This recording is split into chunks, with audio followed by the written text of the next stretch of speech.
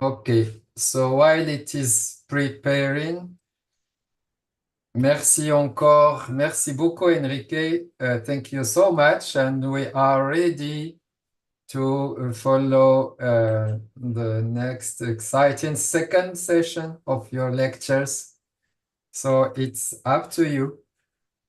Okay, merci. Bonjour, good morning to all of you. Thank you again for being with us.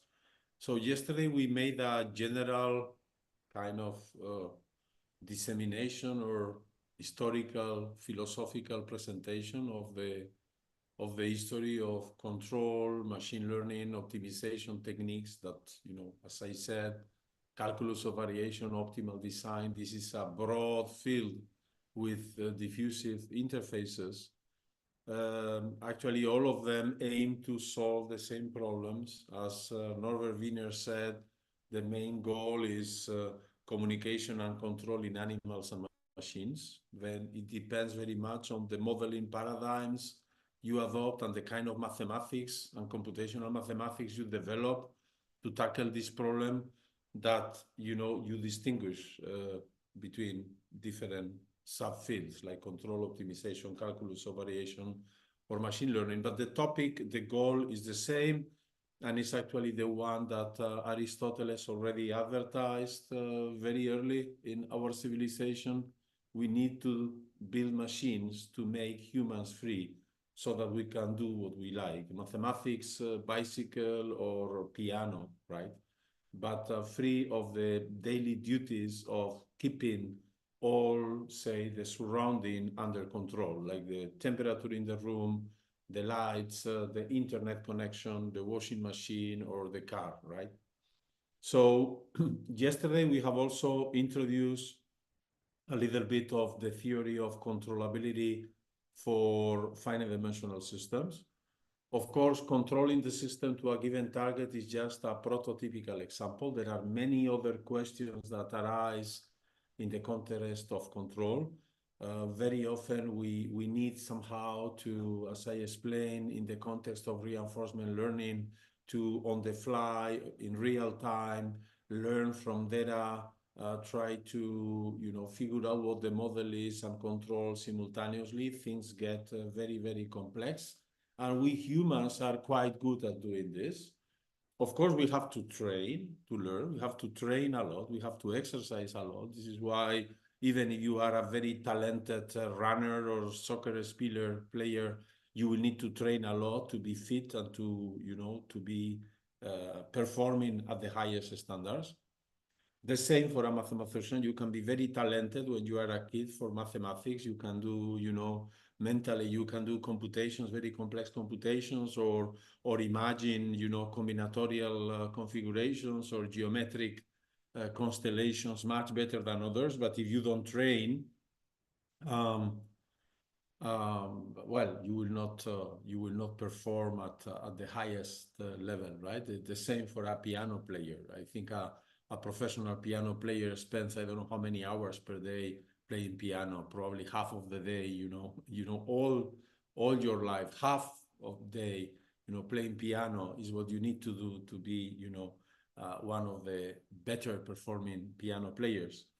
So control is very rich. There are many mathematical aspects and theories related to this.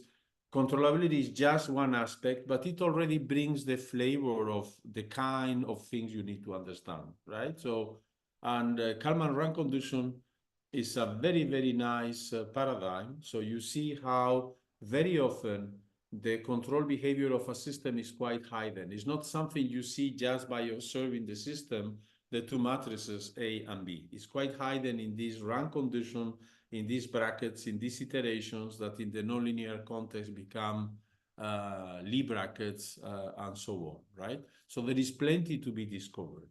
And in particular, you face, well, the pros and the contras, right? So on one hand, as we said yesterday, you can have a very large dimensional system, millions of people in interaction in a social network, and one single control, one single finger can control the system under the condition that you choose the B matrix, right? properly to produce this trigger or domino effect. On the other hand, when you want to check this kind of property, you need to compute this huge rank, and this in itself, makes you realize how true the course of dimensionality that Bellman anticipated is. And many problems, although conceptually simple, they become simply infeasible because of the computational cost. To the point that, as I mentioned yesterday, one of the breakthroughs last year of the artificial intelligence company DeepMind was to develop new algorithms for multiplying big matrices. And you say, well, I mean, how can it be? We learned when we were kids how to multiply matrices. If you give me a matrix 2 by 2, I can multiply very easily. If you give me a matrix 3 by 3, well, I still can do it. Now, if you give me two matrices 15 by 15 and you ask me to, to do the multiplication, then I will get a little bit upset because this is boring, right? I have to take, the 15 rows and multiply by the 15 columns scalarly. So in each of the multiplications, there are 15 multiplications, right, involved and 15 additions. So it gets boring, right? So this is why DeepMind developed reinforcement learning algorithms to better understand how to decompose big matrices into subblocks so that these computations can be run faster. Okay? So through this example, you also see something that I mentioned yesterday. So you try to make an historical presentation of a field like control, mathematical control, and related topics. And you realize that it's impossible to write, a chronological history because there is no order, right? So history is nonlinear. Contributions emerge here and there. And sometimes, the contributions, the mathematical contributions are first heuristic, and then they become, mathematically rigorous much later, right? So the same happens when you try to move into the field of continuum mechanics, right? Of course, in continuum mechanics, you have all the difficulties and all the challenges of control theory of finite dimensional systems. But now you are facing the course of the infinite dimension, right?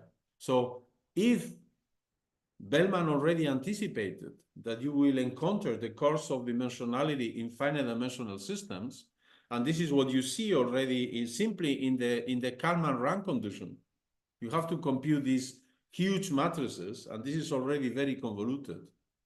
You can imagine how complicated things will be when you get into infinite dimensional systems. Now, do we want to get into infinite dimensional systems? Well, yes, we must get into infinite dimensional systems because, nature is infinite dimensional, right? So we have fluids, we have elastic structures, we have acoustic waves, we have electromagnetic waves, we have quantum systems. All of them are written in the language of partial differential equations, right? So, of course, we will need many, many lectures to present the state of the art of control theory for partial differential equations. In this lecture, I will just focus on the wave equation, mainly in the one-dimensional wave equation, although many of these ideas I will introduce can be also extended to the multidimensional case problem. This is probably the most paradigmatic example, right, of infinite dimensional system in which you realize that something new happens when you try to understand the system from a control perspective. There is a huge gap between finite dimensions and infinite dimensions. There is a big jump, conceptual jump we have to perform. And for this, we need also new mathematical techniques, very much related to the most contemporary tools like, the most advanced numerical analysis methods of microlocal analysis tools. Okay, so one motivation is, for instance, noise reduction, right? So, many of us, when we have to deliver this kind of lectures, we say, okay, I stay at home, home is empty, I confine myself in the living room or in my room, and then I teach this class, because if I go to office, right, maybe students will be knocking the door or the telephone will be ringing. So noise reduction is important for all of us. And so this is a perfect example. Noise, right, is just an acoustic wave. As you know, noise, when you try to write it down as a model, right, you will say, oh, noise is more or less like a pressure wave propagating on air, right, that is encoding, right, the voices, the noise, the music, the sound, right? So whenever I talk, I'm introducing a pressure wave I am generating an input pressure wave on air. This pressure wave is propagated on air like waves do. And then when reaching the objective, my interlocutor, this other person, will receive this pressure wave that will make vibrate his, audition system.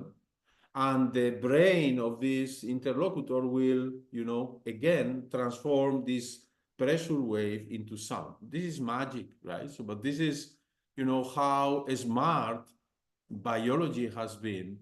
So to, make humans, many other animals as well, but in particular humans, able, right, to communicate through, wave propagation. So it's amazing that we can communicate because pressure waves are being transported from one place to another, okay?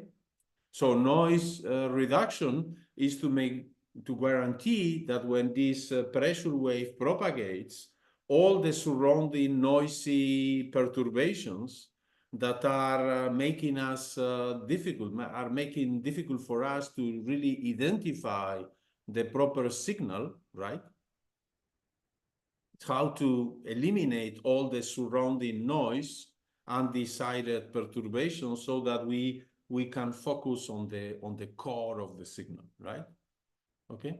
So yesterday I was reading an article about high school teaching in Spain, and then there is a statistics that says that in high schools in Spain, out of professors spend like 10% of the time just keeping people quiet so that, the teacher can really lecture, right? So, of course, we need silence to communicate properly, okay? It's not only because otherwise the perception of the signal, right, is impossible, but also because, the speaker cannot focus if it is surrounded by noise. Okay, so this is a very nice diagram of noise reduction. So we are living here in this cloud, and there is some noise. I like to reduce this noise. In order to reduce the noise, first I have to have a clear idea of how much noise there is, right? So I have a sensor, therefore, located in the middle of the room, a microphone that is recording how much noise there is, right? And according to this measurement, I apply anti-noise. So if there is noise plus, I apply noise minus. If there is noise minus, I apply noise plus actively. So to compensate, trying to make here the noise in the cloud where I am living to be zero, because I like zero noise.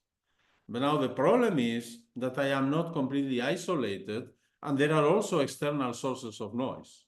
Kids are playing soccer in the patio, or the train is passing by, or there is an airplane, or someone is ringing the bell, or the telephone is ringing.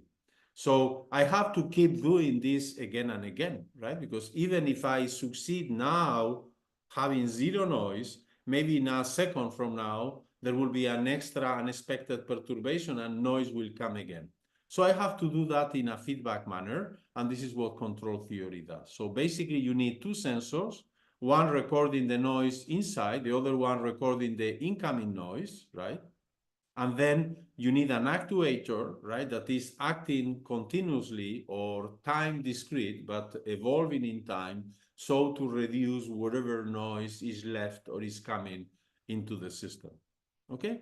So ideally, you should do that in a feedback manner. And as we said yesterday, feedback is ideal. Mathematically, it's an operator that associates to the state xt the control ut, but of course, very often in practice, not only mathematically, but also from a practical implementation perspective, this pure idea of feedback is impossible to be achieved because, we need, many gadgets, many mechanisms are digital. There is also necessarily delay on communication. So we have to, live with a kind of quasi-feedback version of the feedback control.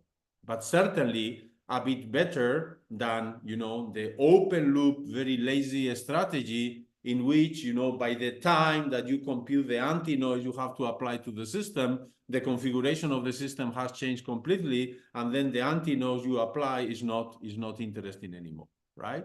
So this is like, catching waves on the ocean by a surfer. I mean, you have to catch the wave at the right time. I mean, if you are too early or too late, you will not be able to surf the wave. You have to enter the wave on the proper time. Of course, you have a time window, right? So there is not a millisecond that is so relevant, right? But you cannot be that far. You can anticipate a little bit or delay a little bit, but you have to be on phase with the wave if you want to surf it. The same here, okay?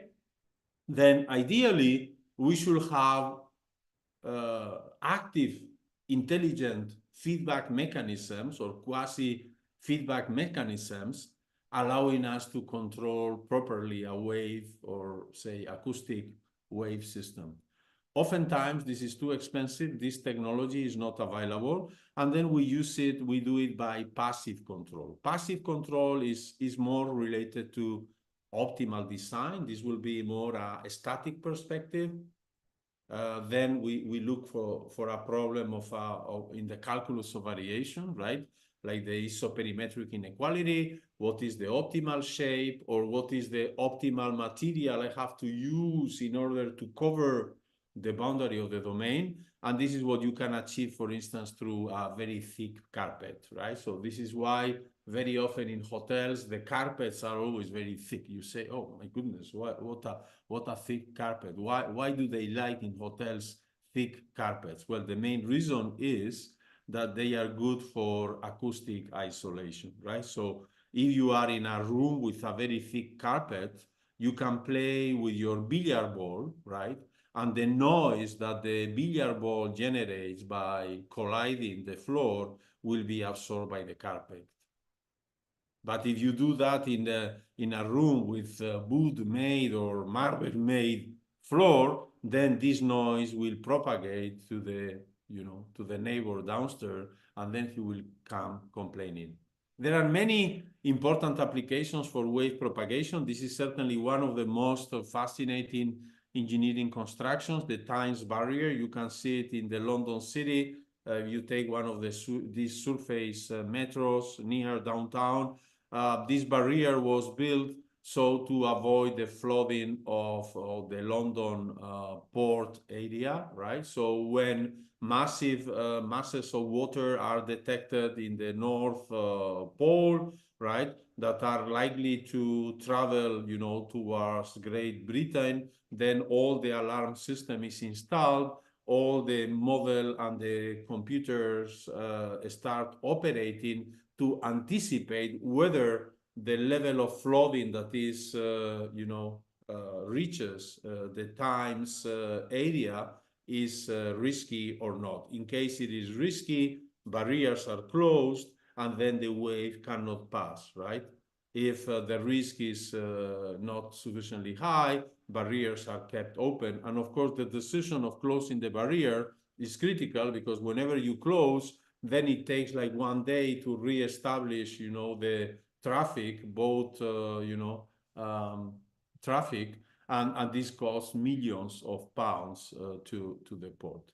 And, in fact, as you know, we are vibrating systems, basically, right? So if we are alive, it's not only because there is water, as we mentioned yesterday, blood, water, air, and coffee, but it's also because we have a heart that is vibrating permanently, so to keep us alive. So the wall is full of all kinds of waves, some of them visible, like elastic waves, some other invisible like seismic waves, but they are extremely important, and therefore understanding wave propagation and controlling wave propagation is really a must. And here, again, it's up to you, right? So you can adopt a frequency domain perspective or a PD-like perspective, physical space propagation. You can, do numerics, you can do waves on networks, you can do Fourier analysis, you can do micro-local analysis. The array of applied mathematical methodologies that have been developed to tackle these problems is huge. But in practical applications, the challenge is to do it properly. Recall what we said yesterday about the Occam razor principle, particularly important in control theory, right? So you have a control problem to solve. Your goal is not to do very sophisticated mathematics to solve it, is to solve it properly, efficiently, right? And very often, in order to do this, you don't need the most sophisticated model. You just need the model that will be sufficiently accurate so to be precise on your answer without increasing unnecessarily the complexity of the problem. Because I insist again, as Bellman anticipated, and you see in the Kalman rank condition, even the simplest problems will be already too hard, okay? So now let's see what happens with the wave equation. Probably the wave equation together with the heat equation, so Gauss and D'Alembert, Gauss for the heat equation and D'Alembert for the wave equation in particular, right? Is certainly one of the most paradigmatic infinite dimensional dynamical systems, right? So as you know, D'Alembert introduced the wave equation, right? Even before, right? Even before the concept of derivative was clear, right? So what D'Alembert did actually, when you read the original paper by D'Alembert, you say, oh my goodness, D'Alembert was doing finite differences. Actually, he was doing finite differences, but at that time, finite differences was not a numerical method to solve PDEs because the concept of derivative was not consolidated, and therefore what a PDE was not very clear. But in fact, at that time, finite differences was a way of moving from Newtonian mechanics into partial differential equations. And precisely what D'Alembert did, he said, vibrating string is just a number of point masses that are interconnected. Each mass evolves according to Newton's law, right? Just write the acceleration, what it has to be, and you look to how the interlinked masses are producing forces that are accelerating the motion of each of them, and you get, just out of Newton's law, mass times acceleration equal force, you just get the semi-discrete wave equation. The one you will get if you just discretize the Laplacian of finite differences. And then magic, because he had the right intuition, he said, well, this ratio, the 3-point finite difference, when the number of masses increases and the interdistance between the different masses diminishes, then this becomes something like the second derivative in space. And he wrote this beautiful equation, probably the most beautiful equation in the theory of PDEs, that says ytt equal yxx, meaning time acceleration equal to curvature. And with this, you can play the guitar, okay? Good. So now we are looking to a control problem in which, the chord of the guitar is fixed at one end, and you are allowed to play with the other end, right? And then the question is, can a smart player, if I allow you to take the string from one extreme and decide how, it should vibrate, right? You manipulate this free string. Can you make sure that all waves get to rest? And this is the goal. You say, well, this is the same problem as before. You have a dynamical system. We have a control operator, this time acting through the boundary. Okay, but this problem has a unique solution that you can write using D'Alembert's formula.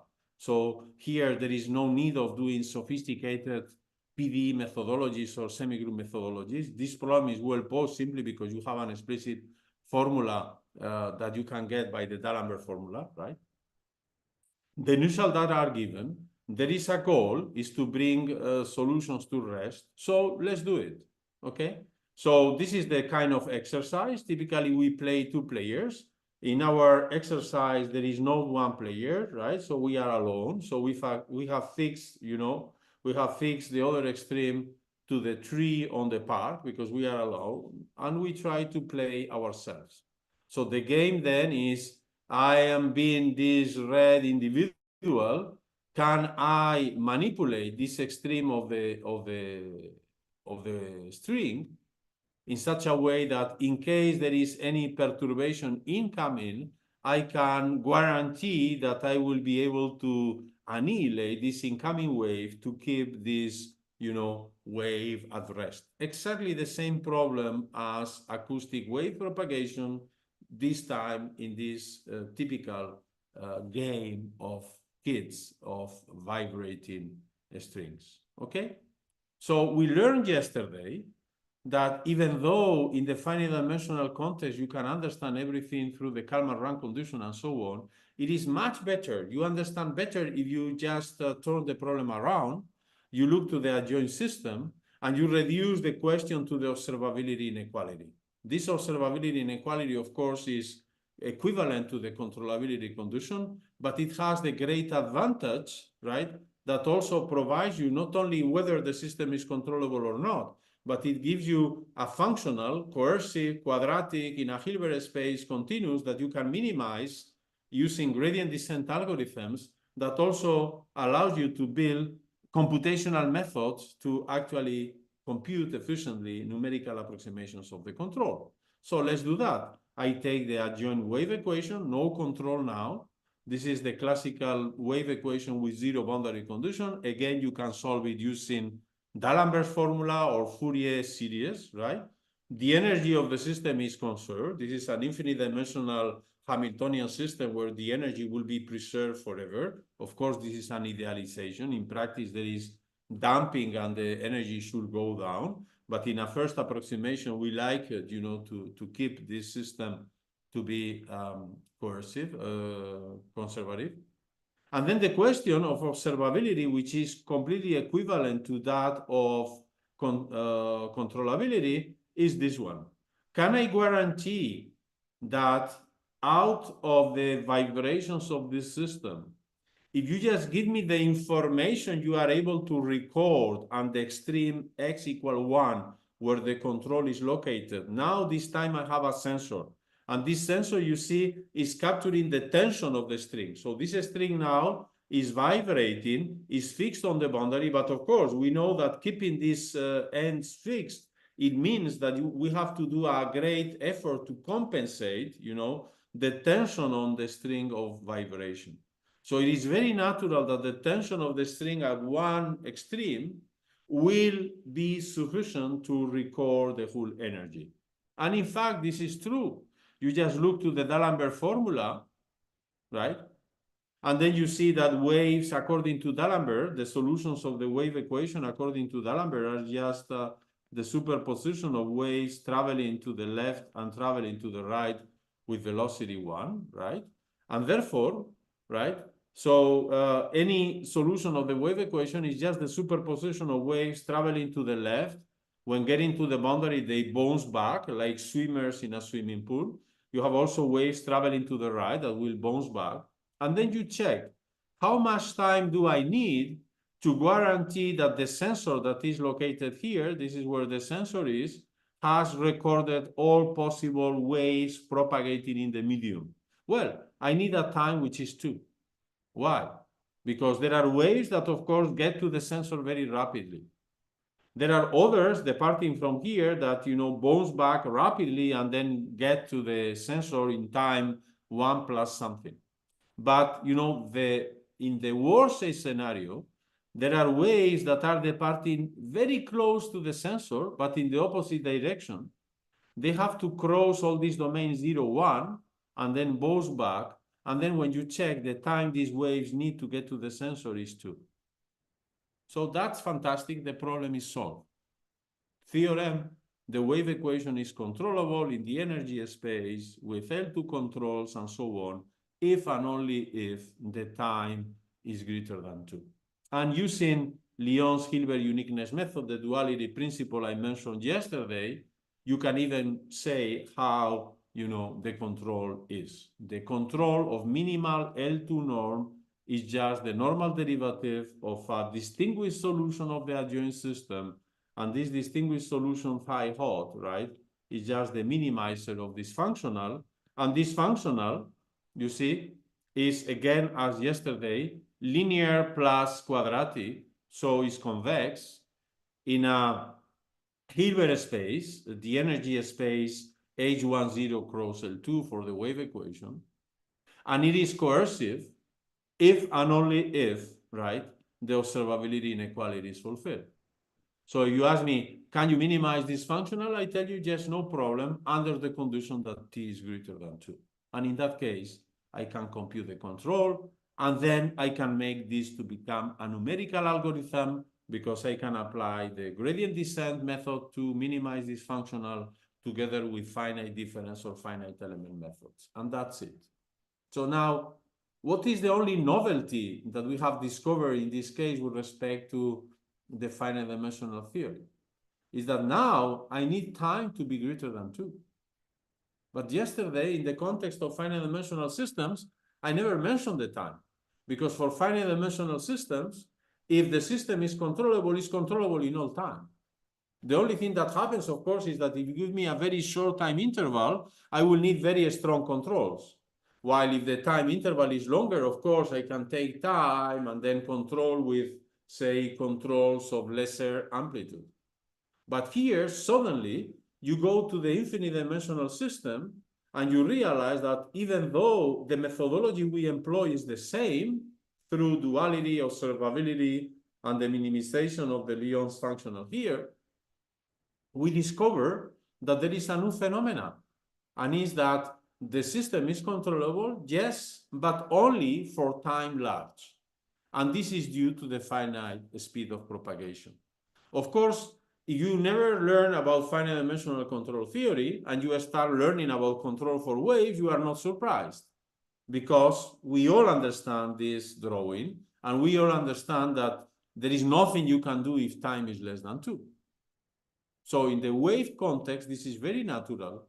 The difficulty emerges when when you see that in the finite dimensional theory, there was not such a constraint on the time. Control was possible if and only if was possible for all time. So there is a huge gap. And of course, when filling this gap, then you can think, oh, what are the models that undergo this property of, time being large for control? They are mainly the hyperbolic systems. What happens for other systems like parabolic systems or hyperelliptic systems, kinetic models, and so on that are not so hyperbolic? And there is plenty of literature on this and beautiful analysis to be done, because indeed it's very tricky. And there are many, many different things that can happen when you move from the finite dimensional system into the infinite dimensional one. So this phenomena of the wave equation probably is the most extreme one, where you see very netly, very simply, that time needs to be large. Okay, very good. Fine, once we have understood this, let's do numerical analysis. I'm here following in a simplified manner the works that Glowinski and Lyons did in the late 80s. They were doing it for multi-D and in a finite element context, but the finite differences of D'Alembert are sufficient to understand the difficulties. So this is actually what D'Alembert did. So this is what D'Alembert wrote. For D'Alembert, as I said, this was not finite differences. This was a model. And the PDE was the effective model. People will say today that is the mean field model, right? Or the effective model for this discrete interaction system that he wrote, right? So you see that these guys were smart, right? So D'Alembert was doing, at that time, many of the things we still continue doing for slightly more complicated models, okay? Good. So you discretize infinite differences, no problem. We all know this. We know that this is a convergence approximation of the of the adjoint wave equation. I work directly with the adjoint because we have understood that control theory can be transferred to the adjoint context and everything becomes simpler, right? The control just emerges out of the minimization of the functional capital J. So let's focus on the adjoint.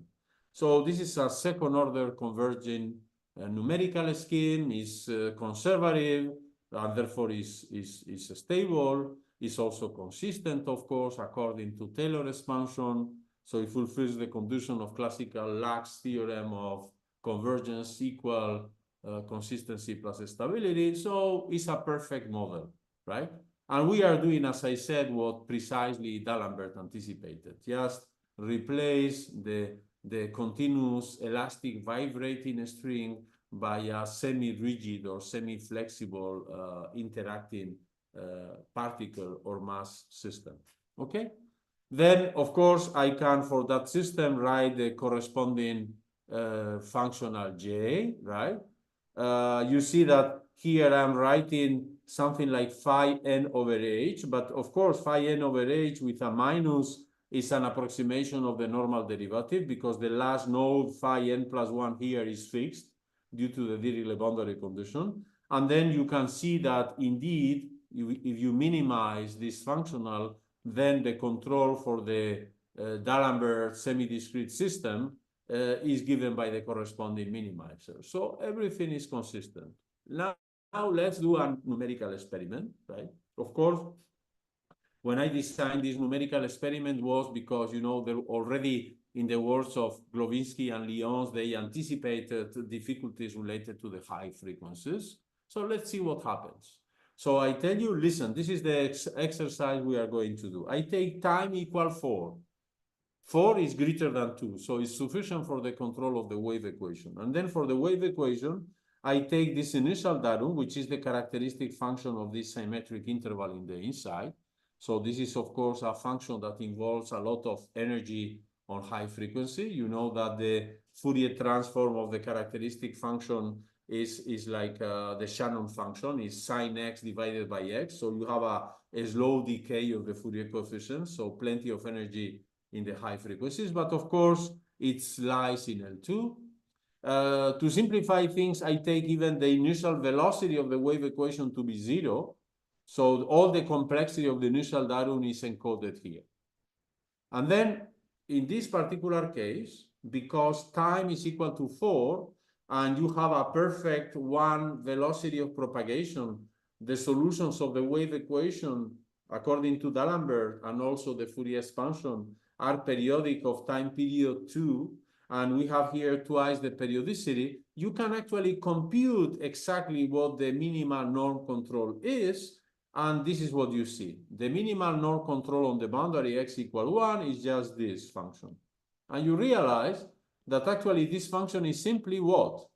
It's simply a copy of the same initial datum 4 times, but now distributed along time and switching sign. The time switching is due to the fact that, of course, for the Dirichlet wave equation, waves, when being reflected on the boundary for the Dirichlet wave equation, they swap sign, okay? And this is what produces that when I am computing the optimal control, right, it looks that way, okay? So this is the true control for the wave equation. This time, I was lucky enough to be able to compute it using analytic expressions, D'Alembert formula. And therefore, this constitutes the best benchmark for any other numerical algorithm you can think of. So let us test then how this discrete approach, in which I discretize the system first, because I have passed from the continuous PDE to the discrete system. So from a mechanical perspective, I replace the continuous string by this semi-discrete flexible system. I discretize first and then I control. Let's check what happens. Okay, so then I do the compute the optimal control with, say, 20 nodes, and I get something like this. Not too bad, because I am really capturing the, you know, the background of the actual control. There are, of course, some oscillations, But then I could expect that when I increase the mesh precision, right, this oscillation will diminish. Okay, let me go from 20 nodes to 40 nodes. Now the system is much more precise, and I still see this oscillation. So maybe I should keep increasing, the number of nodes. I go to 100 nodes, and I see more noise. And then I say, oh, my goodness, but still, I really want to guarantee convergence. So let me put even more nodes. I go to 160 nodes, and I see a monster, pure noise. So something is wrong. Something is not converging. So it seems that when I do the gamma convergence theory for this functional, is not converging. For every h, I can minimize the system, I can minimize the functional, but then when I plot these minimizers and I increase the number of nodes, or I diminish little h, the interdistance, right, the step size, h goes to 0, these controls, not only they don't converge, they actually blow up dramatically. What's going on? Let's see. So Fourier helps also understanding D'Alembert, right? So you know that at that time there was a big discussion in the Academy of Sciences, right? When Fourier came with the Fourier series, professors at that time, they were shocked. They said, well, I mean, how can it be? D'Alembert says that the solutions are fx plus t plus gx minus t, right? This is what D'Alembert was saying. And then Fourier says this. I mean, they could not agree that both representations were compatible. Why? Because they were saying, listen, in D'Alembert, you can have very discontinuous functions, and this still is a solution. While in Fourier, you are taking superpositions of very smooth analytic functions. So this has to be very smooth. How something very smooth can be the same thing as something that can be even discontinuous? Of course, at that time, they didn't have the theory of distributions. This came much later, right? Laurent Schwartz, 20th century, right? So 80 years back or so. And they didn't have either a good theory for Fourier series to understand what Planck-Scherer theorem says, right? That indeed, you can understand this as a representation of an L2 function, for instance, okay? So when we are dealing with wave propagation phenomena, it's good to keep the two methodologies, the two worlds in mind, because there are many things that are much easier to understand in the Fourier space than in the physical space. And this is what happens here. So I take the Fourier representation of the wave equation that we learn in school, and I do the same for the finite difference wave equation. You can find these kind of decompositions, in the book of Isaacson-Keller, right? So most good books in applied mathematics were written in 68. That was a very distinguished year, right? 68. Isaacson-Keller. This was the time in which numerical analysis was still fitting in a book 200 pages thick, okay? And there you find, for instance, this representation. Why? Because the matrix associated to finite differences is a three-diagonal Toeplitz matrix for which you can compute explicitly the spectrum. And it turns out, in this case, magic occurs. The eigenvectors of this finite difference matrix are actually the eigenfunctions of the Laplacian, just, projected into the mesh of the finite difference mesh. So in this case, it's not that there is a spectral convergence. Actually, the eigenfunctions of the continuous Laplacian and the eigenvectors of the discrete finite difference Laplacian coincide. And, eigenvalues, of course, they are not identical, but there is a perfect consistency because you see, this is the eigenvalue for the wave equation for a small h. So fix some wave number, k, say k equals 13. I fix k, and let h go to 0. And of course, this converges to k squared pi squared because this is the eigenvalue of the Laplacian. So when you plot, actually you see the wave equation being second order in time. There are square roots of eigenvalues appearing in the trigonometric time oscillations. when you plot the square roots of the eigenvalue, the only difference is that for the continuous PDEs, they lie on this, right? So I think it was pi k, right? While in the discrete case, you have a sinusoidal function. So, you know, there is a perfect tangency here, which is reflects the convergence of the numerical algorithm. And there is some numerical dispersion so that the high frequencies, right, they don't coincide, right? Of course, there is an increasing gap.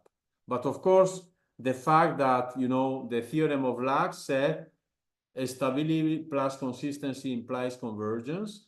And this is due to the fact that, of course, once you have a stability, it is sufficient to prove convergence for a dense subset of initial data.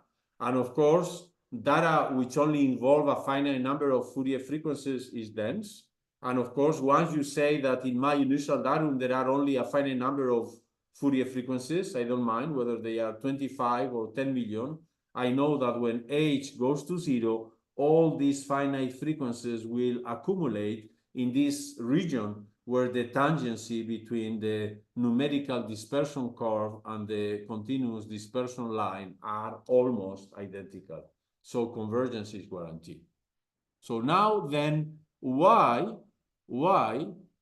do I see divergence at the level of the controls? Well, so let's check what the definition of convergent numerical algorithm says in the book, right? So what a convergent numerical algorithm is an algorithm so that whenever you give me a solution of the continuous limiting problem, there is a sequence of solution of the numerical problem that converges. So I repeat, a numerical algorithm is convergent if given any solution of the continuous limiting problem, there is a sequence of solution of the approximating numerical problem that converges to the PDE or to the limit solution. This is what a convergent numerical algorithm is. And nobody says that for a convergent numerical algorithm, this numerical algorithm is generating many other numerical solutions that are spurious and that have nothing to do with the limiting behavior. So read the definition again, and I insist, the definition of convergent numerical algorithm is totally compatible with generating fake numerical realities that in the limit don't correspond to what you expect. Okay? Because the only requirement you do for a convergent numerical algorithm, I repeat again, is that for every PDE solution, there is an approximating sequence. Okay, so now my claim is what we were seeing here, right? What we were seeing here is due to this fact, is due to the fact that the D'Alembert approximation here is correct in the sense of classical numerical analysis because it can reproduce all the true vibrations of the string, but it also generates many other fictitious numerical vibrations that we have to take into consideration. Let me give you a numerical example, okay? So this is a phantom, right? You all know. And this is a numerical phantom. What is a numerical phantom? I just go to the dispersion diagram, and I take the last two eigenvalues of the discrete wave equation, just the last two. And with these two, I build a wave packet combining these two, the last one with energy 1, the other one with energy -1. So the total energy of this wave packet is 2, right? And then, of course, I do this, separation of variables combination. This is the exact solution of the D'Alembert discretization, right? Okay. For a given h will be small in practice, right? And then, you know, I realize that here there is a resonance effect. Why? Because the gap between this frequency, the last one, and the previous one is now very small. Why is very small? Because you see, we are here on the top of this sinusoidal function defining the eigenvalues. And therefore, we are at the top here. So we are at the max. Therefore, the derivative is 0. So the gap between this eigenvalue and this eigenvalue is diminishing. While, of course, the gap along the line, the gap between one eigenvalue and the next is always pi. It's always the same, independent of the frequency. At the numerical level, the numerical algorithm is not able to do this. We can guarantee consistency here for low frequencies, but at high frequencies, it slows down, generating this gap, losing of the gap. Okay? And then when you plot this solution, this is what you see. The up and down. This is just the MATLAB plot. And you say, oh, this looks like a fantastic wave equation. Indeed, except for one thing. Because you see, this is the space interval 0, 1. This is where the control is located. But forget about it now. Just look into the vibrations. This is the space interval 0, 1. And we look to the periodicity, and the periodicity is something like 50. How can it be 50? The solutions of the wave equation are periodic of period 2, not 50. Why this 50? Well, this 50 appears because here h in this numerical example is like 1/60. So what I'm telling you is that, the numerical approximation of the wave equation is generating indeed all the solutions of the true wave equation, but is also generating many, many, many other fake numerical waves. Actually, you see, according to the slope of this red line, that the slope here is 1, but here it slows down to go to 0. So somehow, the numerical wave equation introduced by D'Alembert contains, at the low frequencies, the true wave equation with velocity 1. And then when you increase frequencies, it contains all the wave equations with velocities from 1 to 0. And then this is what happens to the control. We set to the control everyone. And then the control, when you were making n to be greater and greater, h to be smaller and smaller, the control realized that in this discrete model, there are waves with velocity 1, waves with velocity 1/2, waves with velocity 1/4, waves with velocities up to h, and it had to control all of them. In the end, the control became crazy, and like people, right? I mean, you are overpressurized. In the end, you have a heart attack, and this is what happened, right? So this is due to the fake spurious high frequencies. What is the remedy? Well, the remedy is you have to get rid of them. So you have to filter them out, right? And actually, what is surprising, this is a bit counterintuitive, but it's true, is that if you take the D'Alembert finite difference discretization of the wave equation, and out of the Fourier representation, you, excuse me, you remove all these high frequencies, then you converge much better. And when you now run the numerics, right, you get a much better convergence. You don't see the spurious behavior before. So what I am doing now, you will ask me, well, you see, I have relaxed the control condition so that now for the discrete dynamics, I'm not asking the control to control exactly to 0, but just to control the low frequency projection. And it's by controlling the low frequency projection that I am relaxing the control problem, right? That I succeed on guaranteeing the convergence of the numerical controls. This is a bit anti-intuitive, but once you understand it, you realize that this is related to the classical idempoteness in, in optimal control and optimal design, and in inverse problems where you need some kind of Tikhonov regularization that will penalize the high frequency, meaning don't pay attention to the high frequencies. Because if you pay attention to the high frequencies, not only you will not get things better, but your focus, will bring your attention to the wrong side and you will get worse results. Okay? And this is what we did in a number of articles. There is a Siam review paper we wrote in 2005 Then, of course, surprisingly, it took us a long time to understand this, right? So this paper was published in 2005 in Science Review. It took us a long time to understand what was going on with the numerics of wave propagation and control. Before that, we gained a lot of experience in a problem that is much more complicated, right? Which is waves in oscillatory media, waves in rough media, right? Where, we have a continuous theory, which might be very sophisticated, but again, tells us, be careful. As soon as these coefficients on the wave equation are too oscillatory, actually, one derivative bounded on the coefficients is the threshold you need in order to develop a good theory, right?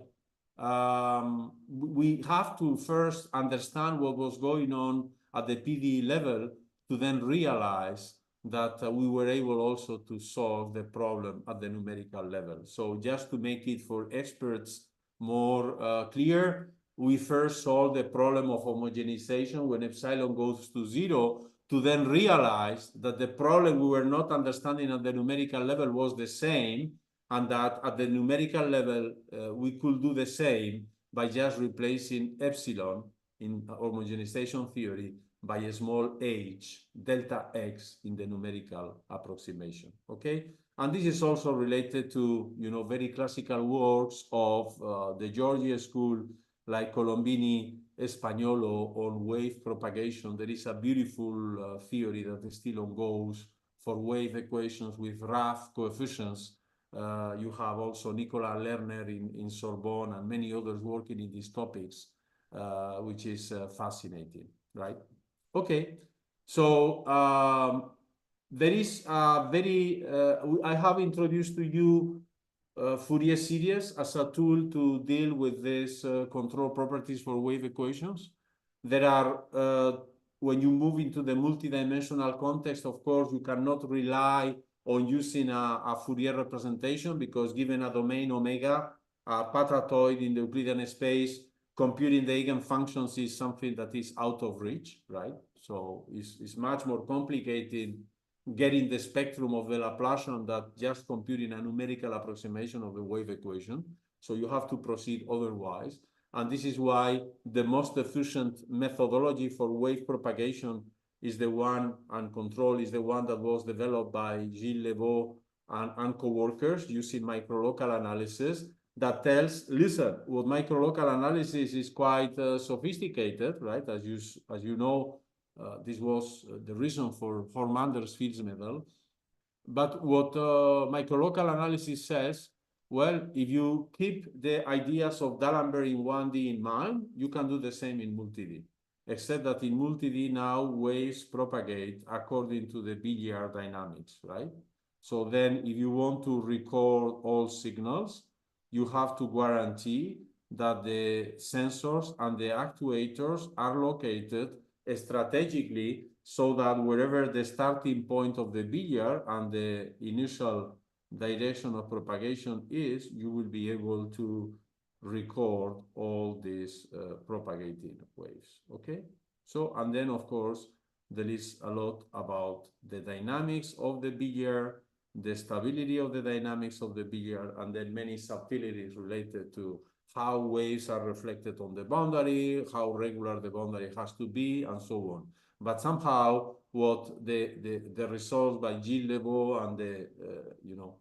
and the descendants proved on the microlocal analysis of wave control is that everything is according to your intuition once you understand that you have to think on the billiard dynamics, okay? There are, however, some cases where things can be done quite easily, and this is what, for instance, the multiplier technique allows. So people that are used to work with elliptic partial differential equations know this. For instance, in the Pokorzaev identity, you normally multiply the Laplace equation, solution by x gradient u. You can do the same for the wave equation, and in 1D you get a very clean inequality that tells you listen, you use this multiplier for the wave equation and you do integration by parts carefully, in 1D, you get the inequality like this, which tells you precisely what we want, right? Because this inequality says that for t greater than 2, right, you get the observability inequality, something that is sharp. The advantage of this multiplier technique is that it can also be applied in the multidimensional setting, right? And get similar results for multidimensional wave equation. And this is what was developed by Jacques Lyons in his seminal paper in '88, right? That had essentially two parts. The first part was to observe that all control was reduced to proving this kind of inequalities, and the second one to indicate that the PD community has developed already techniques that are available to prove such inequalities, although nobody thought on them before, but they can be achieved. And then since then, there has been a rich literature on how to adapt these techniques also at the PD level. Now, if this is true, why things don't work for the discrete case? I can do the same. I can discretize this multiplier, do the same for the discrete wave equation. But you see, when you do that for the discrete wave equation, you get reminders. And it's precisely these reminders that indicate to you, listen, if you want to gain the coercivity of the functional that you were using for computing the controls, you have to add this term. And this term is a Tikhonov regularization term. So you see that if you follow carefully what has been done in the wave equation, also using multiplier techniques, right, you get to the Tikhonov regularization and the necessity of penalizing the high frequency. So you see, just to summarize this part, our intuition would have told us, listen, what was my original conjecture, which was totally false, and this is why we could not prove it, was the wave equation we know is controllable only for t greater than 2. Now, I look to the D'Alembert discrete equation, and of course, the Kalman rank condition can be checked. It's true for all small h. So, for continuous waves, we have control only if t is greater than 2. But then for all delta x, or for all h positive, we have control for all t positive, because the Kalman rank condition is fulfilled. So how can you pass to the limit from this result to this one, right? So that you can achieve the control of the limiting PD wave equation as a limit of the control of the discrete versions. Our conjecture was, listen, probably what will happen is that, okay, this is true for all t, but now there are two scenarios, t less than 2 and t greater than 2. For t less than 2, we expected the controls to blow up, and for v greater than 2, we expected the controls to converge. And actually, it turned out this not to be true. Why? Because regardless what the time is, these numerical phantoms are present. So the numerical controls do never converge. You need always to filter. So where do you see the time t equal to? Actually, you see it here. You see the time equal to, why? Because, you can filter more and more and more and more. You can filter all this and just keep 1% of the low frequency components of the numerical solution.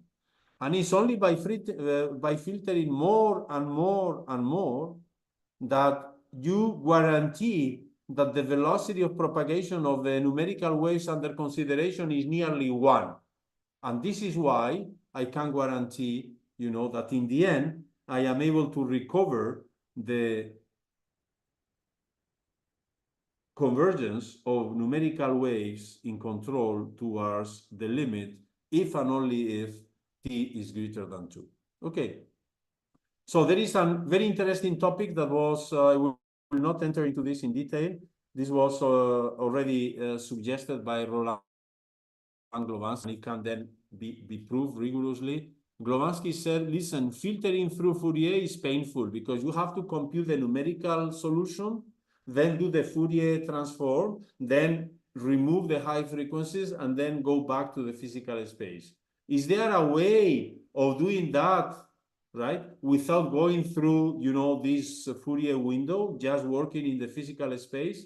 And the answer is yes, we can. So this is explained in this paper with Liviu Ignat that was published in the Journal of the European Math Society back in 2009, and that is reflected in this diagram. So basically, the only thing you need to do is to work with the finite difference scheme as D'Alembert, but do not consider all possible numerical solutions, but only consider the solutions that are 50% less complex, meaning that I will not allocate a different value to every node of the discrete computational mesh, but I will only allocate one discrete value in each of the nodes of a coarser grid. So I will allocate values to the initial datum only in a coarser grid, and then I will project them by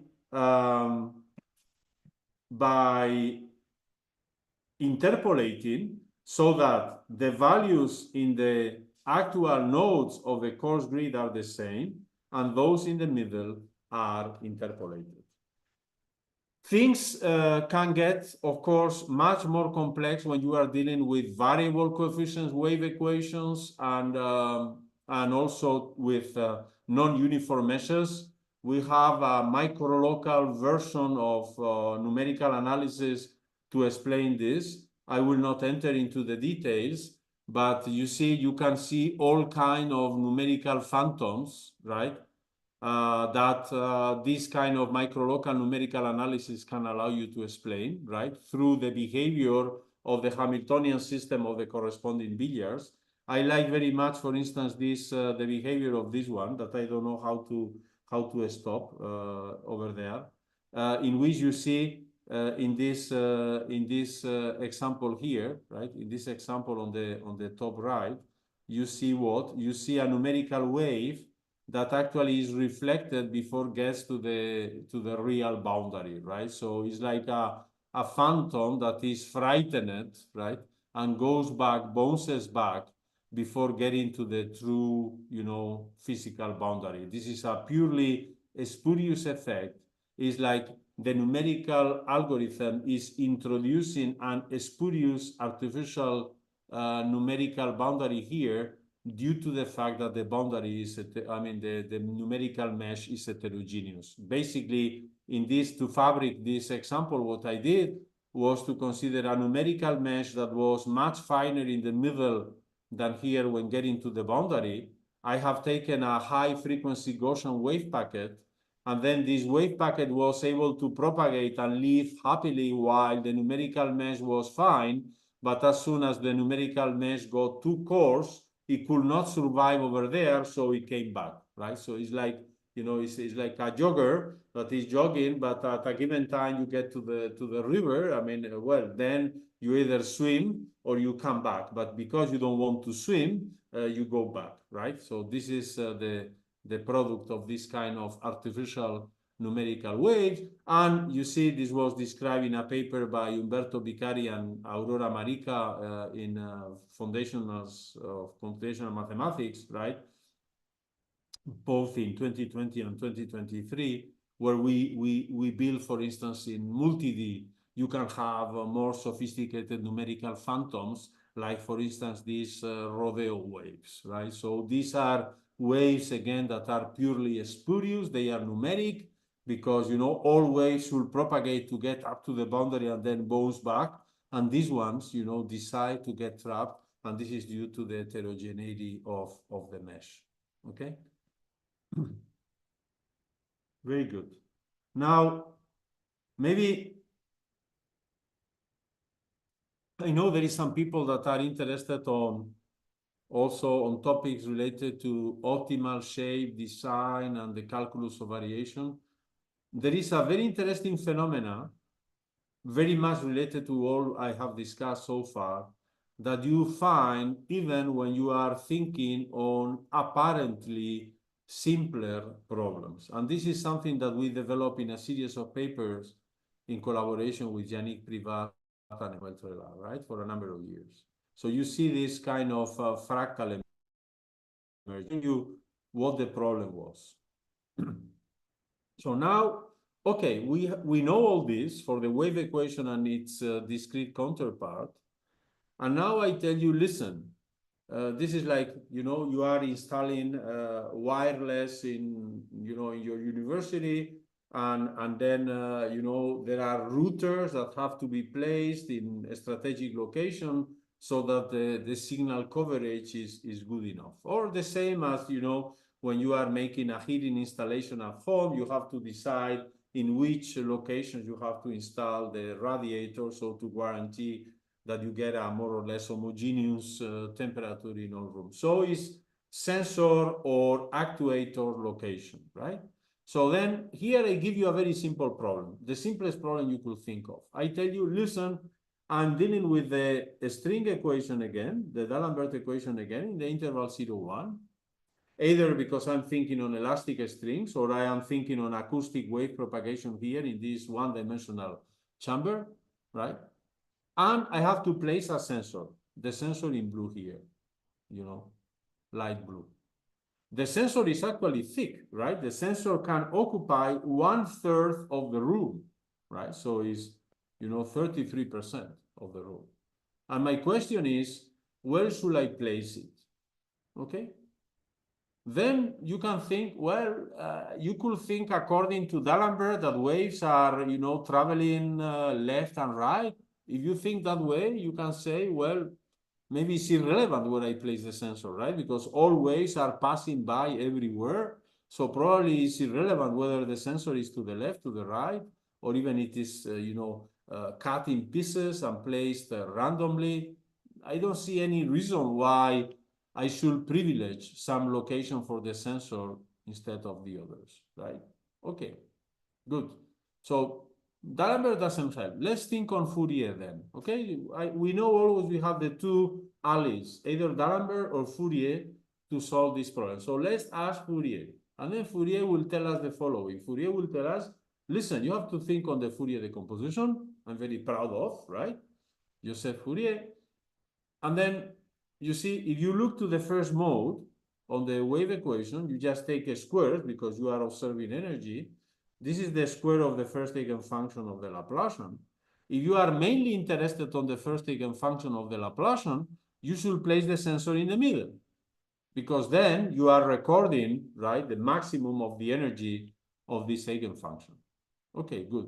But then Fourier will tell you, but be careful. If you are also interested on the second eigenfunction of the Laplacian, then the square of the second eigenfunction of the Laplacian is this blue line. And it turns out that the sensor location you have chosen for the first eigenfunction is the worst for the second eigenfunction. So you should make a compromise. You should make a compromise, right? And then say, listen, I will take the sensor here, I will cut it into two pieces, and I will put the left and the right pieces a bit away so that they get closer to the max of the second eigenfunction. In this way, I will make a compromise between being more or less at the center, so to capture the energy of the first eigenfunction, but not too far from the maxes of the second eigenfunction. Okay, you can do that. But then you look to the third eigenfunction and you see what happens is that the best location for the first and the second eigenfunction is the worst for the third eigenfunction. This was already observed by Antoine and Rowe long ago. So what is then the end of this process? Well, the end of this process is homogenization. You try to do your best, and then eventually what you realize is because the maxes of the trigonometric eigenfunctions are dense over the interval 0, 1, eventually the sensor has to get distributed everywhere in the domain. So if you ask me what is the optimal sensor, I will tell you, well, there is not optimal physical sensor, right? What actually you need to do is the sensor has to be a liquid, right? So that everywhere in the space, 0, 1, you spread a sensor of density 0,3, right? And this is the process you see. You increase the frequencies you are considering, and then you realize the sensor in blue has to split, and then split, and then split, and split again, and again, and again, and eventually becomes a continuous density. So this is a phenomena of relaxation that was not wanted, but we discovered because of, you know, the necessity of making a compromise between low frequencies and high frequencies. This is why, of course, in practice, practitioners will tell you, listen, your theory is very beautiful, but we are not interested in such a level of complexity. We are controlling waves on this given bandwidth, right? And we focus on this. Then this is a finite dimensional problem that certainly is controllable. And then what I want is that for this problem, because we are interested on this bandwidth, you tell me, right? You tell me what is the best location of the controller, the actuator, the sensor, and the best control strategy. But then the problem is different, right? But again, it is important to go through all this theory I presented to realize why in practice you need also to focus on a specific frequency bands when problems become tractable. But of course, then you have to be careful, right? Because, you know, noise reduction, for instance, as we said, is a very delicate issue. And, you know, even in cities, there are disputes about this because, you know, the level of noise that might be fantastic for young people in the disco maybe is not acceptable for those that are living in the same building, right? So, you know, city halls, governments have to be very careful about, you know, noise regulation.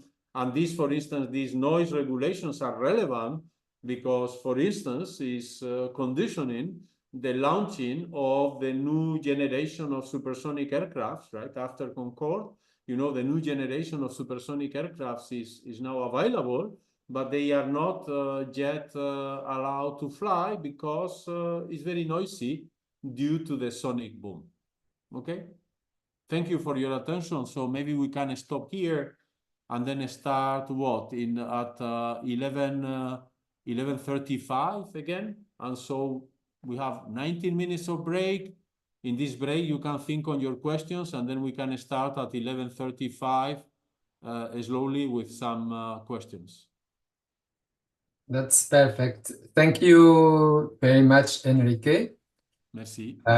Yeah, okay. So if there are some quick questions online on the chat. We can just address them at 11:35 so that people have time to write them down in the chat or just prepare them to tell them live, okay? Perfect. With coffee it will be easier. Yeah, the fourth element. Yeah.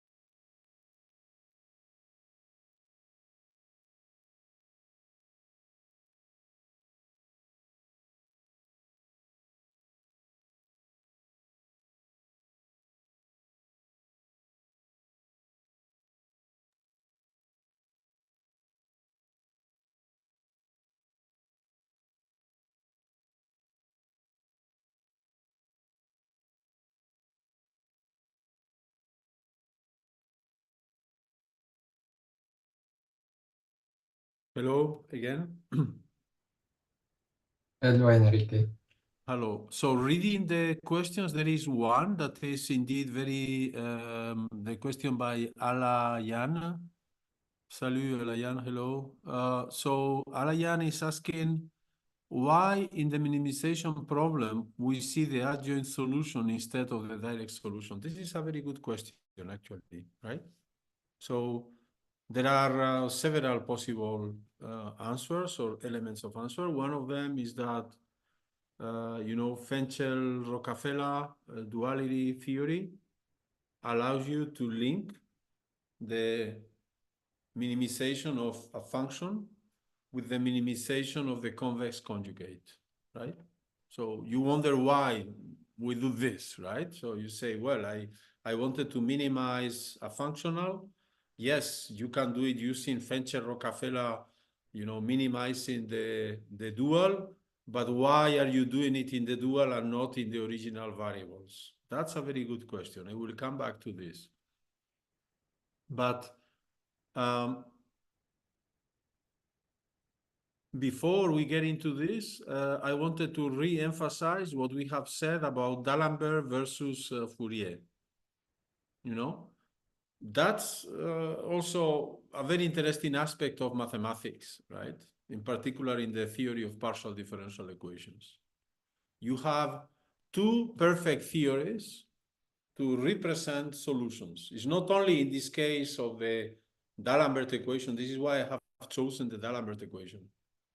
It's not only that you know that there is a unique solution that you can prove regularity, continuous dependence with respect to parameters.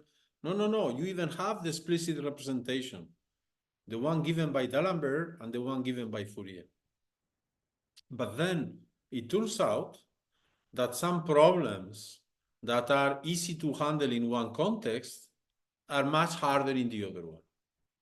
So just to remind you, I think in the beginning, when I formulated the D'Alembert equation and the control problem, everyone was happy with this answer because everyone understands that waves are propagating along the characteristics, as D'Alembert said, and that therefore controllability occurs if and only if t is greater than 2. Without getting into the details, we all believe this.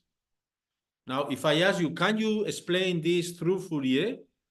It is much more delicate and is related to this description I have done here of the Fourier representation and the wave packets and so on, in which you see that actually what matters is the slope of this dispersion diagram. It's harder to see the control of the wave equation through Fourier than through D'Alembert. And this is why in the multidimensional context, the most successful approach is the microlocal one that allows you to track waves along the characteristic rays, which are just the trajectories of the billiard, right? Reflected on the boundary according to Descartes' law. Now, even if Fourier is harder to employ initially for the control of the wave equation than D'Alembert, in the end, Fourier has the capacity of telling you what's happening at the numerical level. And this is why the numerical explanation of the divergence of the numerical controls and so on was described through the lens of Fourier.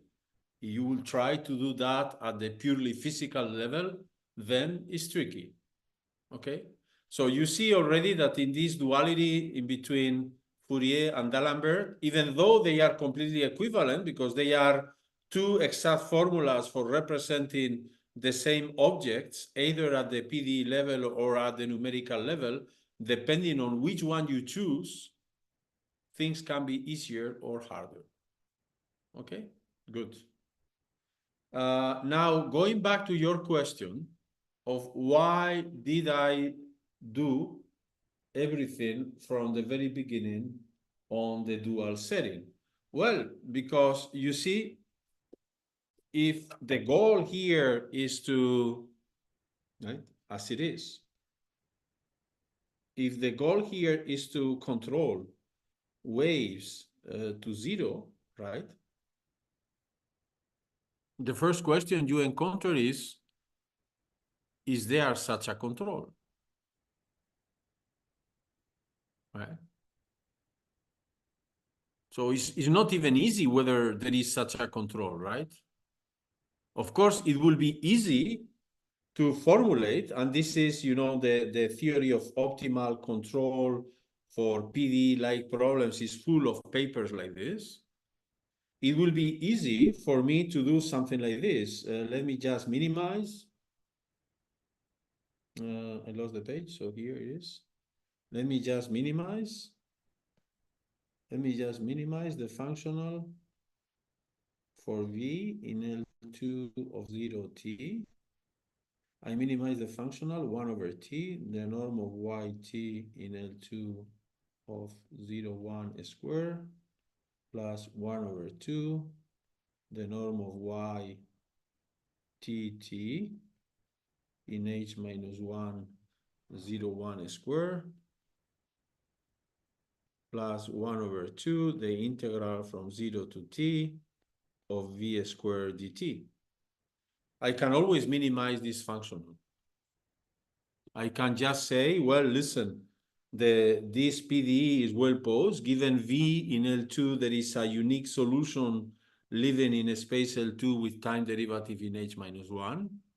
This functional here, quadratic convex, is well posed in this functional setting. It is, of course, coercive because you see here the piece of L2 norm over there. And then I can minimize this functional. And this functional, the minimizer, will give me a compromise between, the control not being too large and the solution at the time t being rather small, which is natural because my goal was to go to zero. So then I have formulated here a multi-criterion optimization problem. Why? Because I want, on one hand, the solution to be zero, and the norm of the solution is penalized. I want the time derivative of the solution to be zero, and then the time derivative of the solution is penalized. But I also want the control to be finite, so I penalize the control. But now, when you minimize this functional, which is trivial to be done, just the direct principle of the calculus of variation, you don't know what you achieve. You will achieve a compromise in which V is not too large, Y is reasonably small, YT is reasonably small, but this will never tell you whether you can or not get to zero. I mean, if you really want to get to zero, what you have to do is you have to penalize here and take a very large, you have to, you have to penalize here, right? And in the functional, I should, in the functional I minimize, I should really place a very large constant k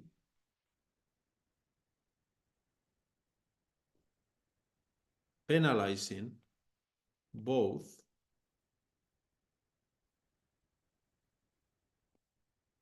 the state and its time derivative, and let k to be bigger and bigger and bigger and eventually go to infinity.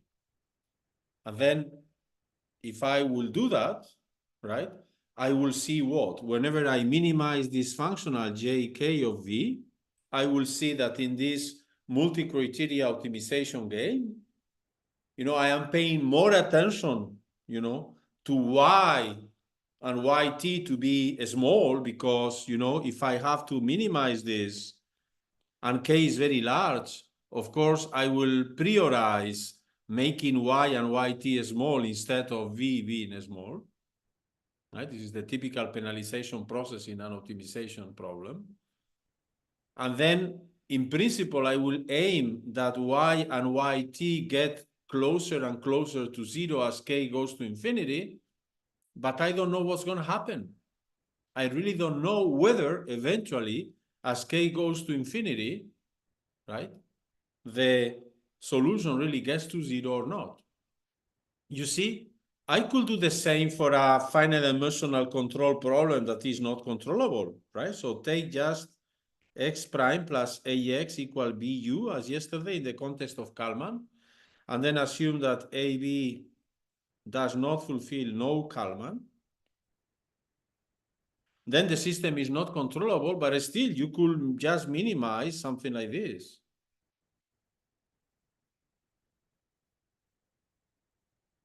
You can always do optimal control. The question is whether you are getting to zero or not, right? So this is why you see we are all professionals in our business. Well, you know, people sometimes tell you, well, I did my best. Well, but your best is not good enough because the proof is wrong, right? Then what happens? Well, you know, yeah, people will tell you, I'm sorry, I did my best. Well, yes, but the proof is wrong. So what do? We are mathematicians, right? Do you give a prize to the guy or the lady because she or he did his best or her best? Or do you rather say, well, listen, this is poor because, you know, we need proofs to be correct? Well, in sports, it's said that participating is the most important thing. Well, maybe, right? When I do sports, of course, that I participate is more than enough. But if you are an professional athlete in the Olympics, maybe taking part is not sufficient. So here is the same, right? You can always do optimal control, optimization. And so what? What do you get? Do you get to zero or not? Right? So would you really travel in an air company that offers you tickets that are for trajectories that are designed according to this optimal strategy? And then they don't guarantee you that you get to destination, right? This actually, there is an anecdote in Bilbao. It happened once that the Athletic de Bilbao, the local soccer team, was playing the final of the European Cup or so, that was taking place in Bucharest. No, in Budapest, I think in Budapest, okay?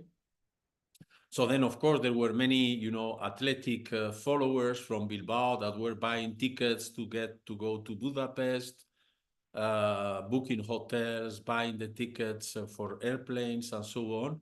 And soon, because there are 40,000 followers of the team, of course, soon everything was sold out, right?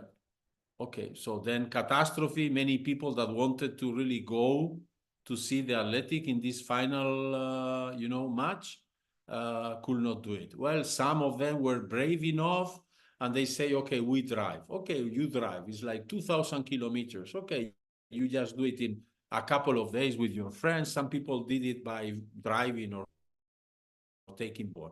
But most people were not ready to drive or take a bus, so they wanted to go by plane. And then suddenly, 1 week before the final, tickets were sold again for airplanes, right? Okay, yeah, the subtle difference is that the tickets were sold to go to Bucharest and not to Budapest. And then so many people bought tickets, they went to Bucharest, and when getting to Bucharest airport, you know, they asked, well, you know, to the taxi driver, so please bring me to the stadium. And then the taxi driver said, well, to which stadium? Well, of course, I mean, we are here, you see, we have the t-shirts, we are Athletic de Bilbao, we are coming here to watch the final of the European Cup. And the taxi driver said, yes, but sorry, this is in Budapest, and Budapest is like 500 kilometers away, and the taxi ride will cost you 5 hours and a lot of money, okay? So that's it. We don't do it that way because you don't have guarantees. You can minimize dysfunctional. You are making a good compromise between size of the control and distance to the target. But when you are sending a rocket to the moon, you really want to get to the moon and not to get to Mars. Okay? So the same for the airplane. You are traveling from, say, Nice to Marrakesh, and you really want to get to Marrakesh, right? And not to go to Norway, right?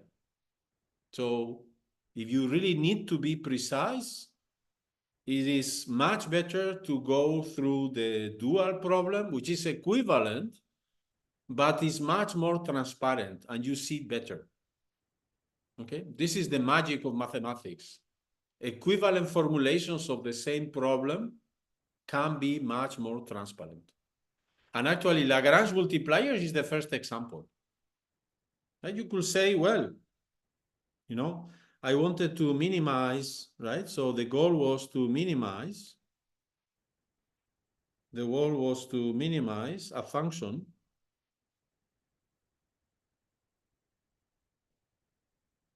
f under the constraint g equals c. And then Lagrange comes and he says, you have to solve this optimality condition. And for this, you need to first find the Lagrange multiplier lambda. And for every lambda, determine what are the critical points x lambda. And then you say, well, no, I don't want to do this. I don't want to work with lambda. There is no lambda in my problem, right? In my problem, there is only x. And I like to understand things only on x.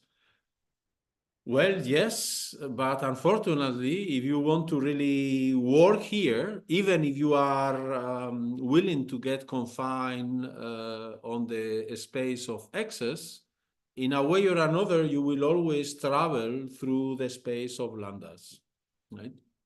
The same happened,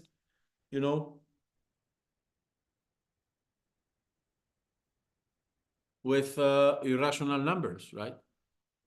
People wanted to solve polynomial equations on the real line. Yes, and then you can do it. X squared equals 4 plus minus 2. X squared equals 1 plus minus 1. X squared equals 0. Oh, surprise, the two roots are equal 0. And x squared equals minus 1. Well, there is no root, so roots evaporated. And then Euler came and he said, no, they didn't evaporate. You see, they are on the complex plane.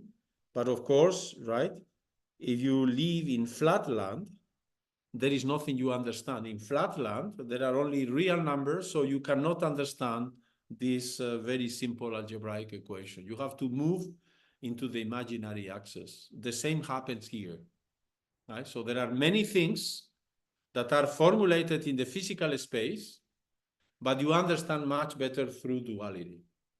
And that's one of the main principles of optimal control. And the power of this theory is huge.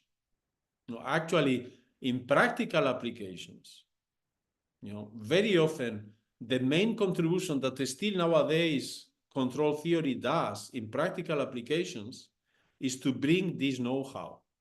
Because otherwise, and we had several experiences like this, right? So electrical networks, hydraulics, water management, resources, natural resources management, and so on. There are very expert teams for all kinds of processes where they have a good understanding of the model, the parameter identification, they have numerical solvers, but then eventually they are always asked, can you control the system because our goal is this?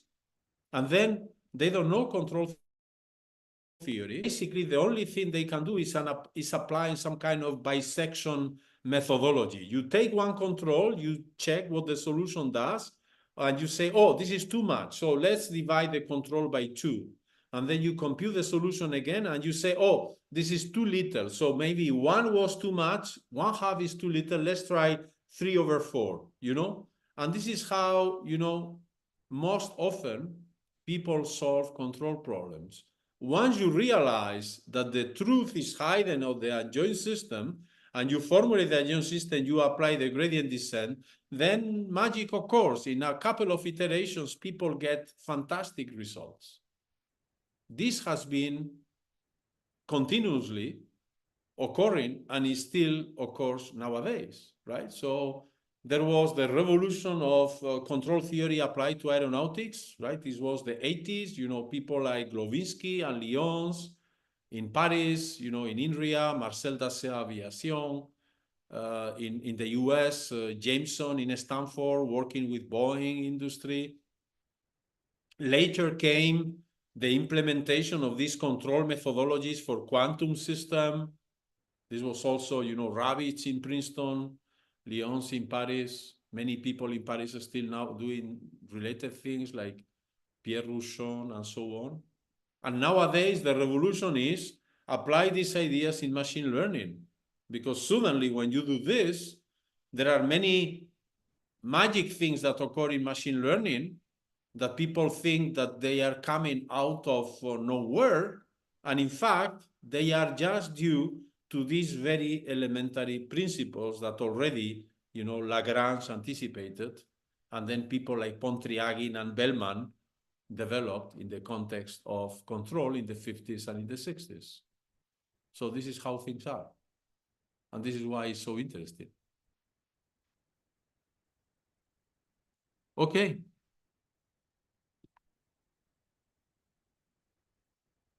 That was a very long answer.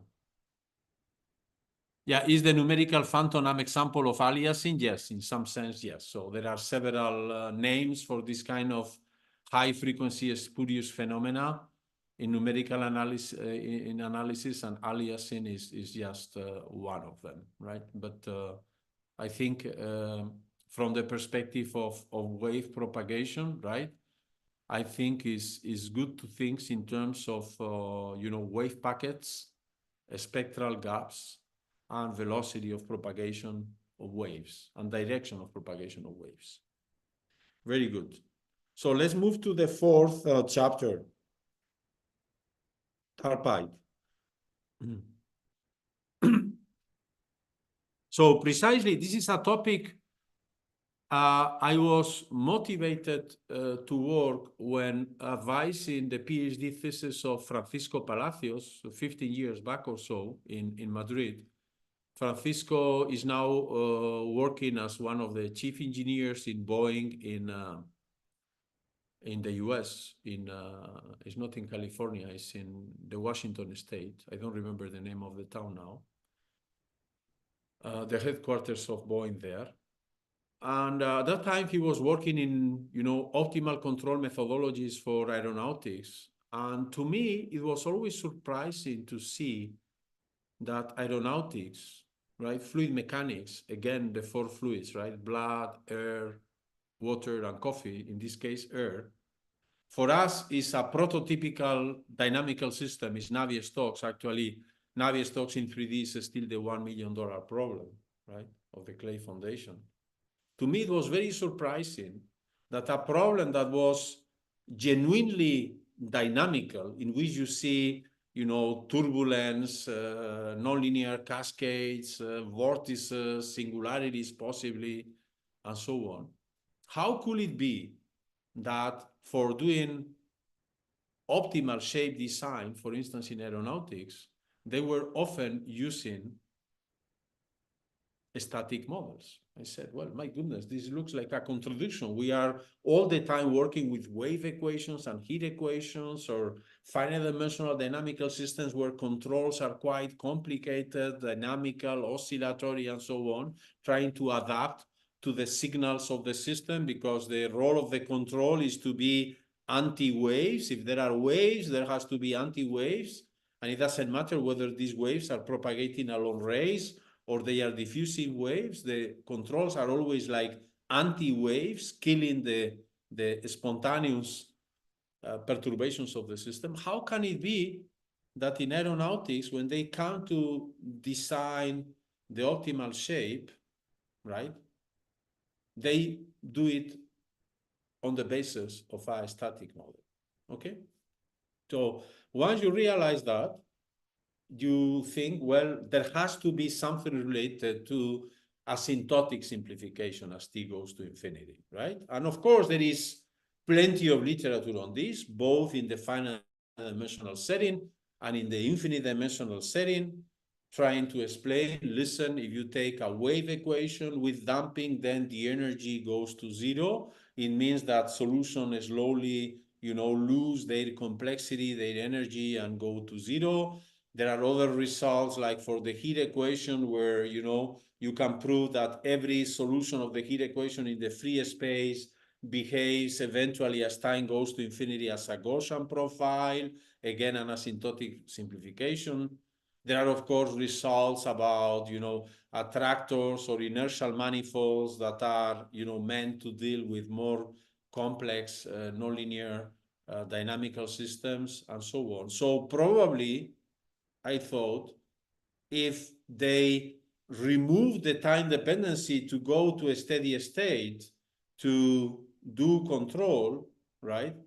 Probably, or optimal shapes, is probably because there is a principle that guarantees that this asymptotic simplification that often occurs in dynamical systems is also occurring on control problems, right? And this is precisely what motivates this problem of TAPI control. Again, I insist in what I said yesterday. Many of the things I'm saying here for control problems are applicable also to machine learning, right? A couple of references that I forgot to give you yesterday. One of them is this article in collaboration with my friend Enrique Fernandez Cara, 20 years back, on the history of control theory that we wrote for the bulletin of the Spanish Math Society, Applied Math Society, SEMA.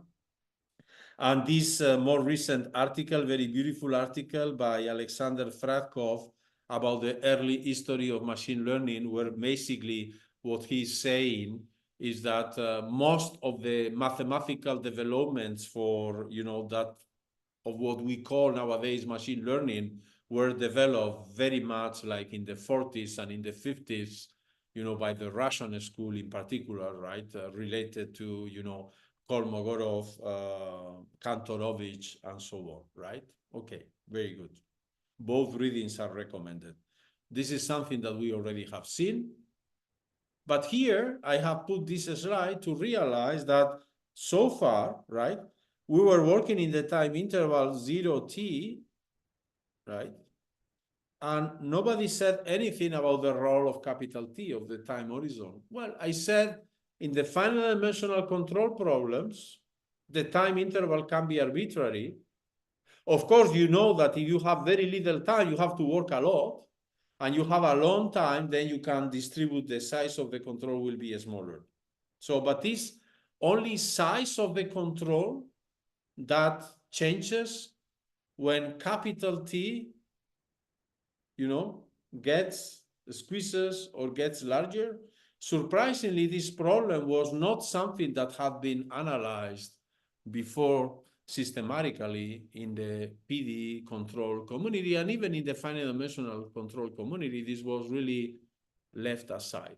But as I said, when you are dealing with people doing optimal shape design in aeronautics, there is something to be explained, because these people are working in steady state problems, while, aeronautics is certainly related to dynamical Navier-Stokes equation. Okay, very good. So this is something that we already explained, right? How, given a system, you can take the adjoint and then just minimize the corresponding functional to get the control. This is Jallouis-Lyons. And as I said, aeronautics is a source of motivations for this problem. There is another one that I have mentioned before,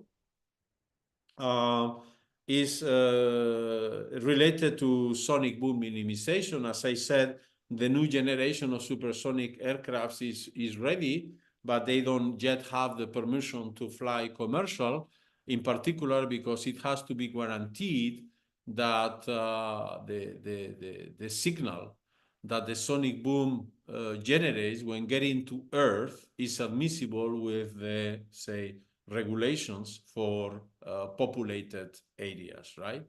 And this is a problem that is unavoidable, because every aircraft that flies supersonic generates an acoustic boom. This acoustic boom signal propagates and gets to Earth. Because these flights are going quite high, maybe 20 kilometers high, right? This signal takes a while before it gets to Earth, and this is why this becomes a control problem in long time horizons, right? The same when we are dealing with chronic diseases. Doctors don't treat similarly chronic diseases or acute, say, episodes, right?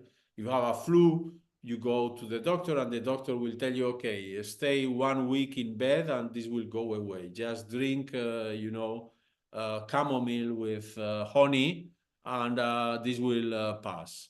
But if you have some more serious chronic disease, then the doctor will tell you, well, take one pill per day, one tablet per day, and come in 6 months for another checkup. Okay? We change strategies depending on the time horizon, and depending on the control problem, we choose different time horizons. But unfortunately, the existing theory of control was not telling us how to do this, right? Because in this theorem, you see, once the Kalman-Rank condition is chosen, time can be arbitrary, and it seemed to be just a matter of size. It's just a matter of size, or there is something on? Well, there is actually something more, right? So, for instance, and this was actually a theory that was developed by, introduced by von Neumann, but that was unknown in the context of the PD community, and further developed by Paul Samuelson, Nobel Prize in Economics again, right? So what they said is written here, right? But basically, this is something that we don't need to read, we all know. If you ask to Google Maps, please tell me the path from, say, Florianopolis in the south of Brazil to Lima in Peru, right? You have to cross from the Atlantic Ocean to the Pacific one, right? In the south, in South America. Google Maps tells you this path, and it tells you, listen, you will need 61 hours. Okay, 61 hours is long, but we can do it. So say we drive 10 hours per day, we take 6 days, and maybe we break to visit a few places, and then little by little, we know we can go from Florianopolis to Lima. And you see, Google didn't ask you, you said Florianopolis to Lima or Lima to Florianopolis, doesn't matter, it's the same path.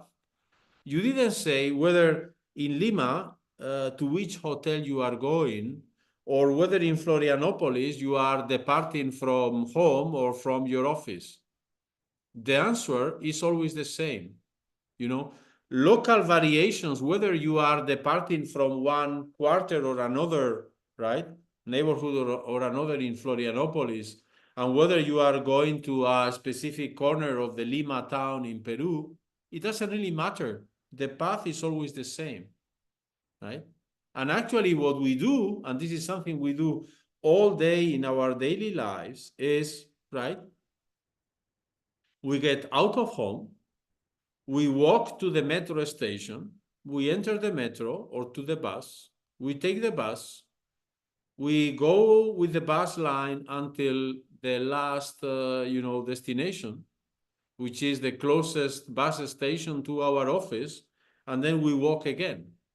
So most often, optimal control strategies are composed by a very active first arc, then a steady, path, and then again a very active, path. And this is what we do when driving, right? So if I have to drive from Florianopolis to Lima, my goal will be from wherever I am in Florianopolis, drive quickly to the highway, right? And then I need to check, the city map, because I have to get, the entrance to the highway that is the nearest one from home. But once I am on the highway, I could just let, the autonomous car drive me in, because I am on the highway for 61 hours. I could just, work in my math for 61 hours if I would rely on the autonomous driving of my car, right? And then when I get to Lima, again, I will quit and I will do a very active arc, right? And this is actually what is done in aeronautics, right? So take off, the airplane needs a very active, captain, a very experienced one. This is the critical timing where the airplane is taking off, and also the landing. But once you are crossing the ocean, during 10 hours, the automatic pilot is driving the airplane with a constant velocity at a constant altitude. This is essentially a steady state arc. And this is why airplanes, the design of airplanes is decided in a steady state framework, because the rest the taking off and the landing is done through maneuvering, right? Active controllers, right? And of course, you need a lot of expertise to do this, but that is in principle independent with the transient regime in which basically you are flying steady. And this is a constant principle that already von Neumann anticipated, and that, for instance, explains that in economics, the Bank of Europe will set up the price of money for 6 months and then check it again. Or if you go to the doctor because you have diabetes, they will give you 1 tablet per day and then will tell you come back in 6 months for another checkup. Chronic diseases, economic planning, climate change, water management. These are problems for a long time horizon. And instead of applying very capricious and very oscillatory strategies, we prefer to build, to the extent possible, the optimal steady policy because it's easier to be implemented. So assume the doctor tells you, listen, you have to take approximately 1 tablet per day, but you have to check, in this table because, on Monday it will be 1,01, on Tuesday 0,99, on Wednesdays it will be 0,987. And you say, well, cannot you make it simpler? Well, simpler is 1 tablet per day. And what von Neumann observed is that most control problems, right, if you solve it in long time horizon, a steady state optimal policy is nearly optimal also for the time-dependent control. So you can remove all these very expensive oscillations and hard to implement, and you will get something that is nearly optimal. Okay? And this is what we did, finally, as a response to this problem. It took us a lot of time to understand this. Why? Because we didn't expect it. Waves for us are vibrations, and therefore controls, according to D'Alembert, they have to be, anti-noise signals that are also of an oscillatory nature. I don't expect the control of wave equations to have such flatness regions. I really expect optimal controls for waves to be anti-waves, therefore, of the same oscillatory nature. And then Glowinski and Lyons, when they did the simulations for the control of the heat equation, in the beginning, they were very surprised that, the heat equation is going down to 0, right? Exponentially in a bounded domain. But the controls they found were, like this, were concentrated at the very final time and with a lot of energy accumulating at the final time. In the beginning, they were surprised. But then they soon understood that, of course, the control of the heat equation are like this. Why?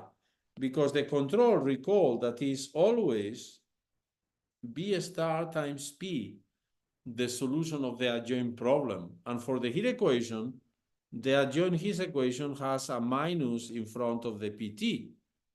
And therefore, right, the solution of this adjoint heat equation are behaving in the backward sense of time the same way as the solutions of the heat equation are doing. So the same way the heat equation solutions go down to 0, the solutions of the backward heat equation are going down to 0 in the backward sense of time. And this is why the controls of the heat equation look like lazy and are accumulating the oscillations in the final time. So then it seems that there is no Tarpei principle, because everything I have said here, you see it the same if time is long. Indeed, amplitude will be smaller, but the oscillatory behavior of the controls of the wave equation will persist just with a smaller amplitude. And the same for the heat equation, the same principle persists. So in longer time intervals, you will see, less amplitude controls, but if you focus on the qualitative behavior, you will see these accumulation points at the end. So very far from, the Tarpei behavior. So what is going on?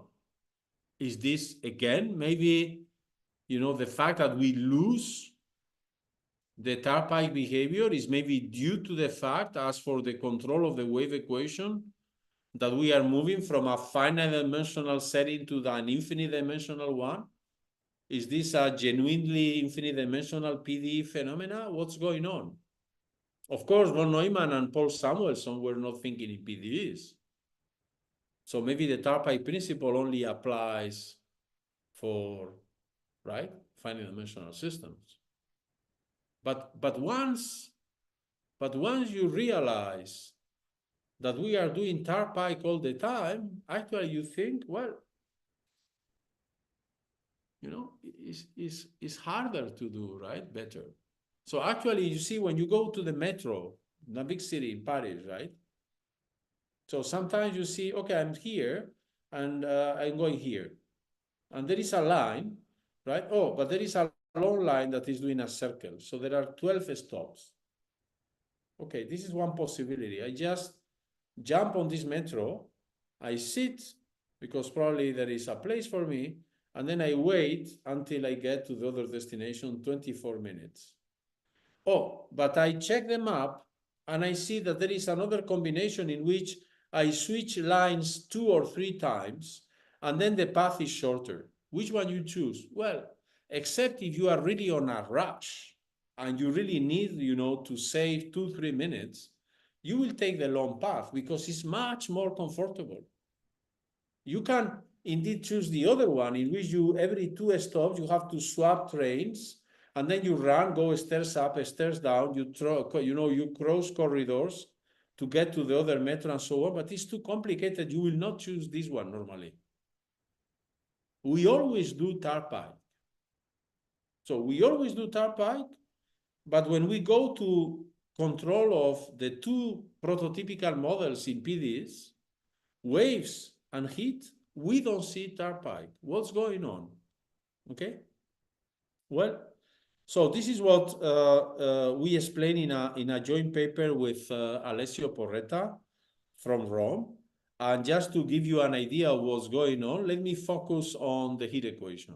And in this way, also take the opportunity to talk a little bit about the heat equation. We did so far about the wave equation. So, and yeah, I will adopt actually a more or less classical perspective of optimal control, as in the question that was formulated earlier in this lecture, right? Okay, so here, this is the heat equation that we all know. F is an applied force, right? Y is the state. We are in a given domain omega, and this is the location of the controller, small omega, that is characterized here by the characteristic function of small omega. So basically, we are living in this room, capital omega, and I am regulating temperature described by the state variable y. And then in a small omega, I have a heater or air conditioning device. And then I am injecting through F, I am injecting through the source F, cool or warm air in order to regulate temperature everywhere. Of course, I expect that the local action in a small omega propagates to the large domain omega now, not as in the wave equation according to by characteristic rays, but rather this time by diffusion, because the solution of the heat equation is propagating like in onion rings, right, through the convolution with the Gaussian heat kernel. And of course, the goal is to have some nice temperature in the room. So Y star X could be even constant, say 21 degrees is the temperature we have chosen.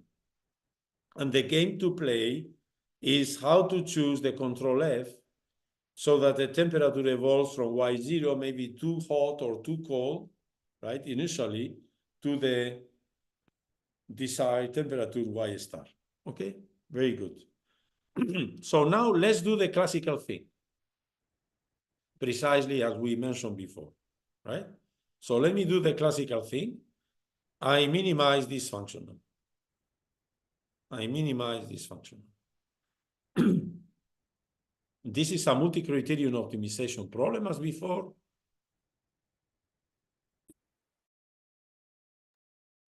Excuse me. This is a multi-criteria optimization problem as before, in which I am penalizing both. On one hand, I want the state to get close to y star, and I also penalize the control f. I don't want f to be too large. I want a good compromise between burning energy, because, you know, manipulating the heater or the air conditioning costs money, right? Turn it on, costs money. Spending money on energy and achieving the goal, okay? So if you tell me it's too hot, okay, you tell me, okay, now temperature in the room is 22. You can have 21 more degrees. I mean, you can have one more less degree and be 21 perfect for you, but this will cost you €1 per day or 10 euros per day. You say, well, okay, 10 euros per day just to decrease 1 degree at home. This will be 300 euros per month. No, fine. I can live with 22 degrees, right? So this is how you do this compromise, okay? This is classical optimal control theory. Nothing to be said other than, you know, the direct method of the calculus of variation. This functional has definitely a minimizer, and the minimizer is characterized by this optimality system. The optimal control F is just a solution P, right, of the adjoint system. Now, the surprise, P here is playing the role of, you know, the Lagrange multipliers. Here you are in the same trap as with Lagrange multipliers, right? Because now, what is our goal? Our goal is to find x. Yes, but to find x, if you need to solve this equation, you need to know lambda. Yeah, but how do you know lambda? You can also say that lambda is basically gradient f divided by gradient g, at least in the scalar case. But, you know, how can you do that if you don't know what x is? So this is a couplet system on x and lambda, right? And the same happens here. When you are dealing with the control problem and you use the characterization by Pontryagin of the optimality system, you know that the optimal control is given by a P, but when you try to solve the equation for P, you say, oh, the equation for P is fantastic. I have the adjoint equation for P. I have the zero boundary conditions for P, but the initial condition at time capital T for P is y at time t minus y star. So I need the y, but I go to the y, oh, but the y, you know, is the solution of the heat equation with P as control. So the system is couplet. So this is actually a system, you know, this is a very good exercise, right? Because you can learn as much as you wish about partial differential equations. That if I give you this system, you will never be able to find the solution unless you know a little bit of control and you realize that this is the optimality system associated to the minimization of this problem. And then you will say to your professor, listen, professor, of course, this system has a unique solution. It's trivial, you will say. Please give me a more complicated problem. This one is too simple. And then the professor will be surprised. How did you know? Well, because this is precisely the system characterizing the critical points of this functional. And this functional, you know, is strictly convex, coercive, continuous in a Hilbert space. So there is a minimizer, and the minimizer is unique. Okay? Good. But again, here I can do all this, and this is what is done in hundreds of articles. But again, I don't see the role of the time horizon capital T. So why capital T here is relevant? Why Tarpike? Okay. Actually, as I said before, when you do numerics on these problems, things are more complicated. There is a lot about numerical, say, instabilities. This is, of course, related to the celebrated Tikhonov solution, right? We are used to say that there is a unique solution for the heat equation, which is given by the Gaussian. And if you say this, you know, experts will tell you, well, you are wrong, because there is another solution, is the Tikhonov solution, right? which is highly oscillatory and grows super exponentially. Normally, we don't see this solution because this solution is away from any reasonable functional setting, any LP space or any Sobolev space. So this is why we don't see it. But the solution is there and is generating a lot of numerical phantoms as for the control of the wave equation when you are aiming to solve carefully the problems I have mentioned before, right? But here the focus is not on high frequency spurious oscillations, is rather on this Tarpike behavior, right? Okay, so what we realized, and this was the paper we wrote with Porretta and myself, we didn't know about Tarpike theory, we just did it. And it was one of the referees that indicated in one of the comments on the paper was immediately accepted. One of the referees says, well, maybe the author should have a look to the Tarpike theory because this, the music sounds similar, right? Okay. We went to the Wikipedia. What is Tarpike? Well, Tarpike is the name of a highway in the US. I mean, what does our paper to do with the name of highways in the US? And then digging more and more, we realized, oh, this was, a theory developed by von Neumann. Von Neumann was talking about, game theoretical problems in long time horizons. Indeed, there is some analogy, right? And actually, what we did with Alessio was the following. We said, listen, if we are proceeding in the classical way like here, you don't have the Tarpike principle because, again, as I said before, regardless how long the time horizon is, the solutions have the structure of the adjoint free equation and therefore develop these oscillations. They accumulate towards the end. They are lazy controls. They are not Tarpike controls. We said, maybe, when we computed the optimal controls just by penalizing the value of the solution at the final time and the size of the controls, maybe we should have penalized the solution during the whole time interval.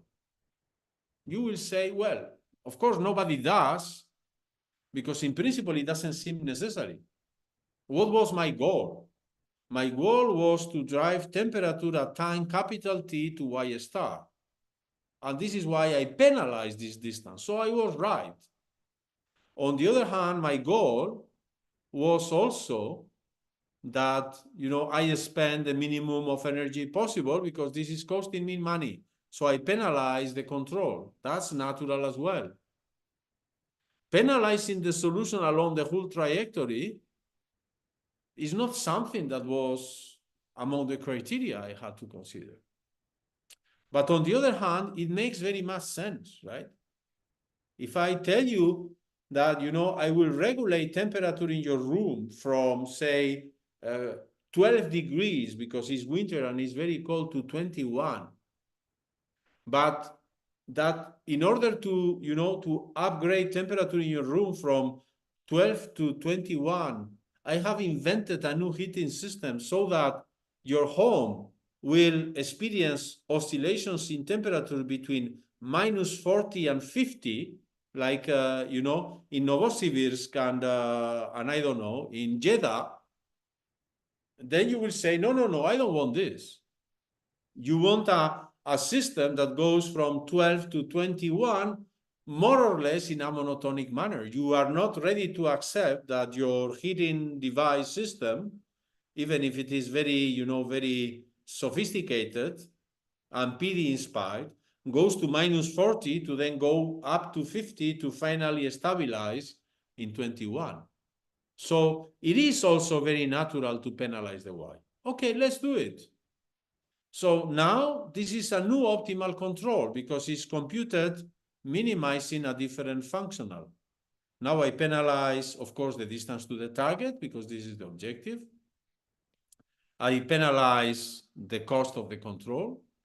And I penalize also the trajectory itself because it's not very natural to move very much away from a neighborhood of, tubular neighborhood of initial and final data. Okay, This is still continuous, convex, coercive in a Hilbert space.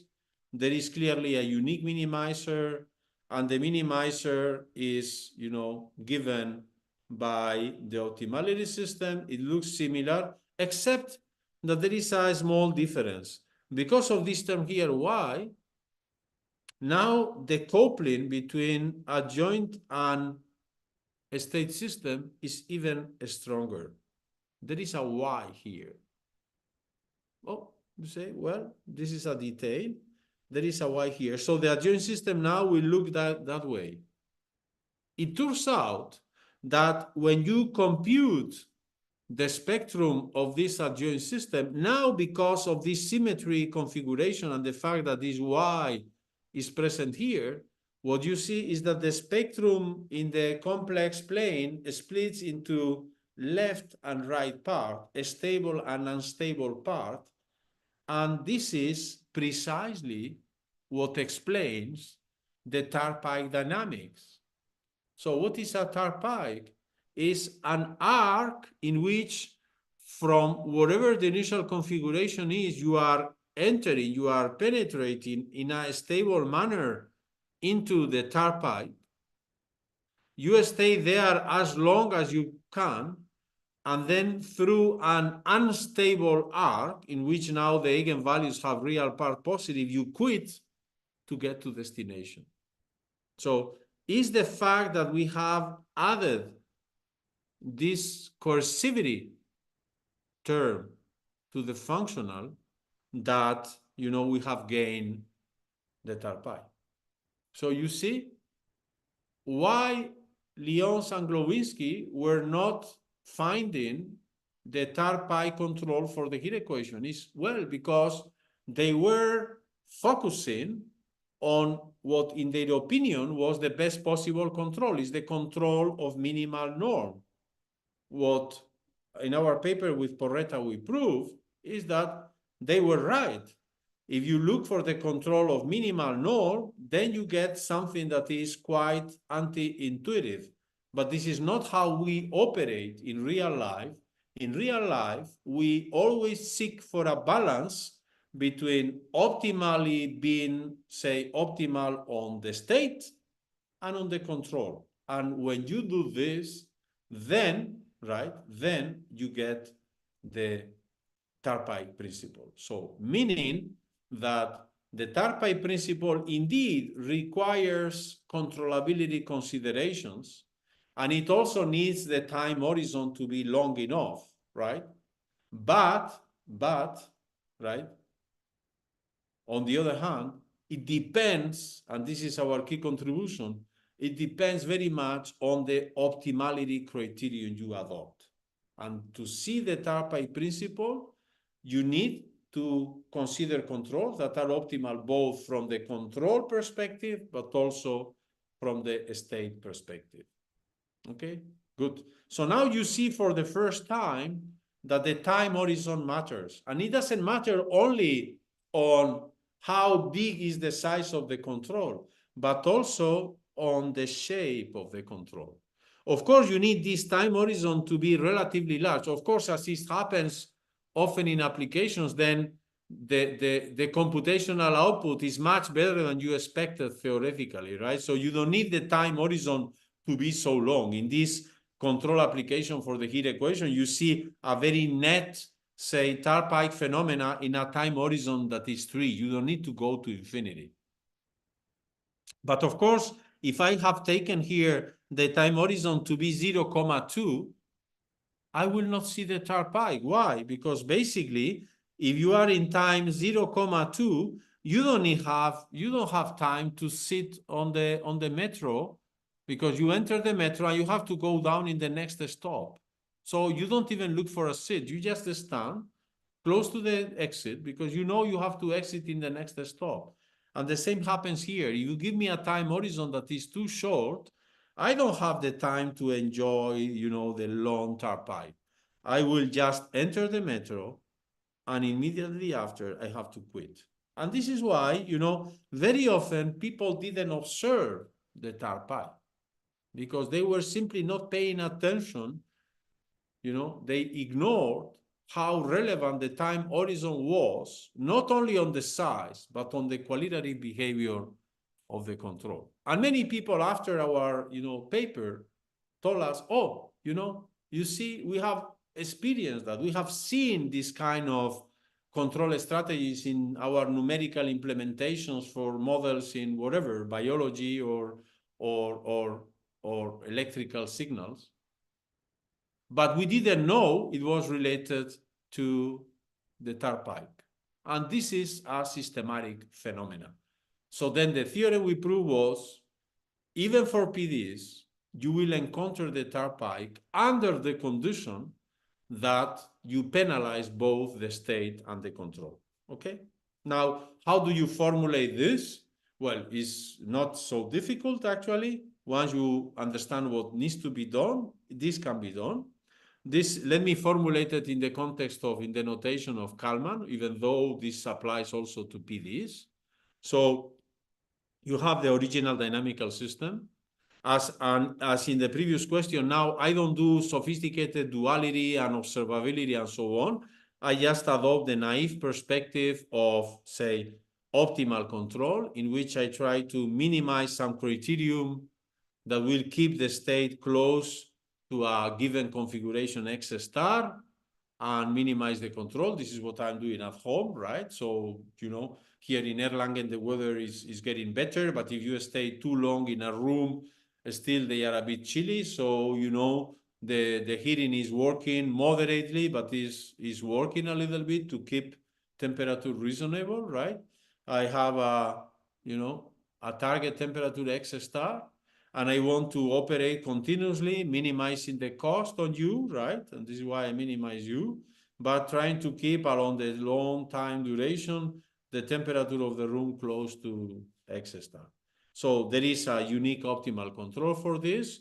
It can be characterized by the optimality system in the time interval 0, capital T, okay?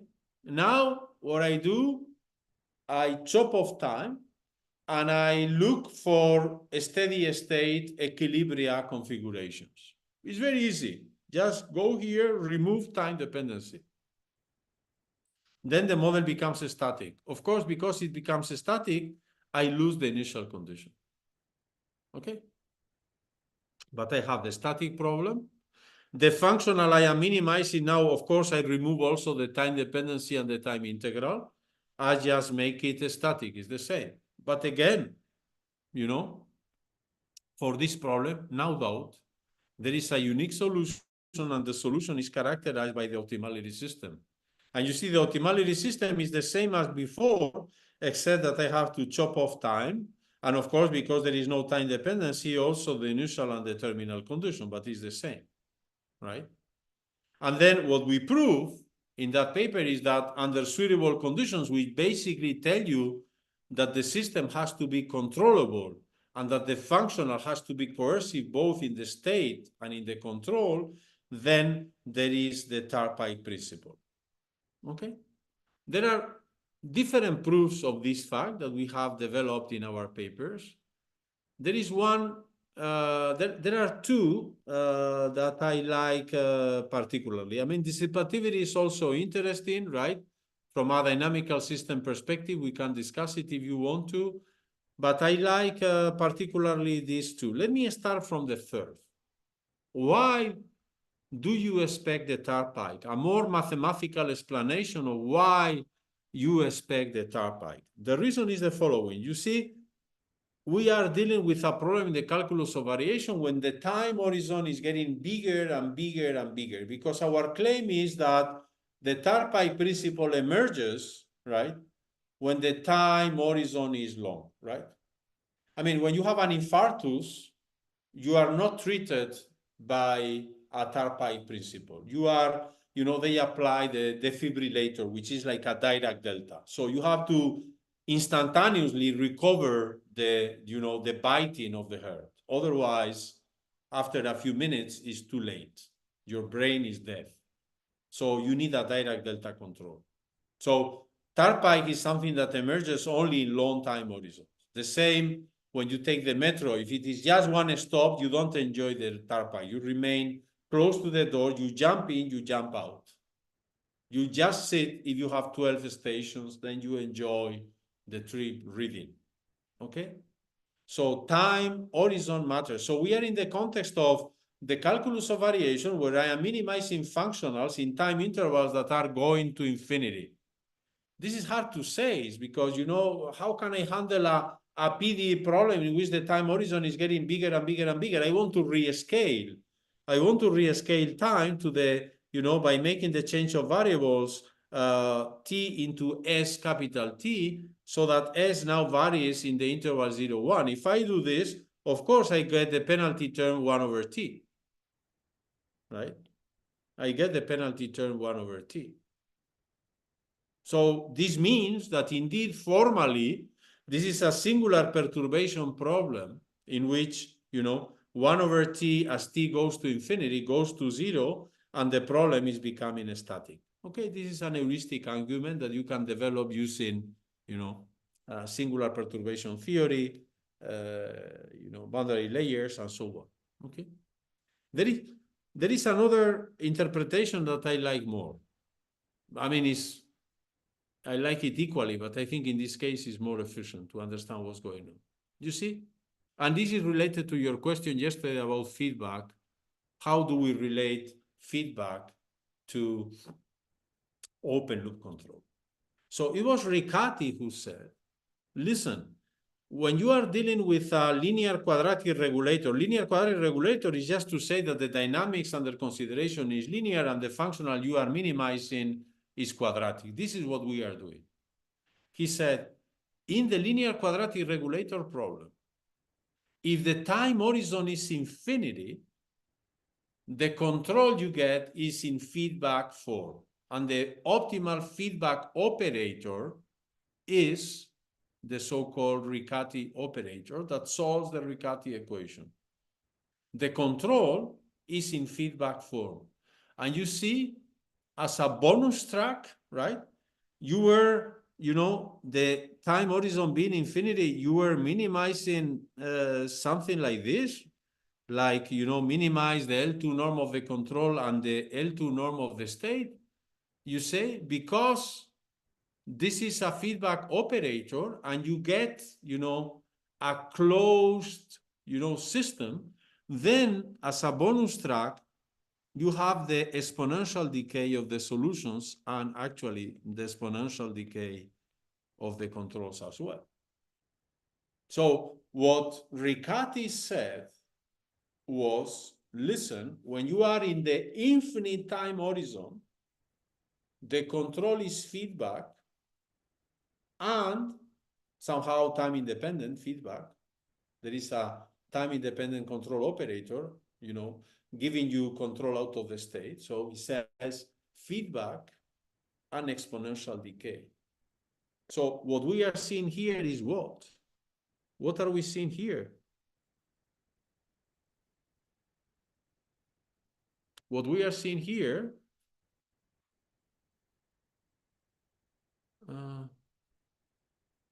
sorry, I don't think you see the same thing as I do.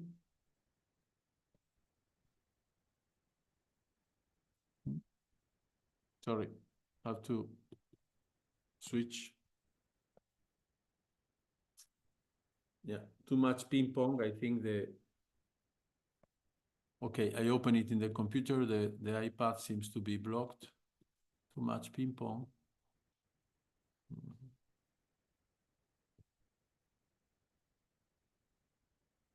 Let me see.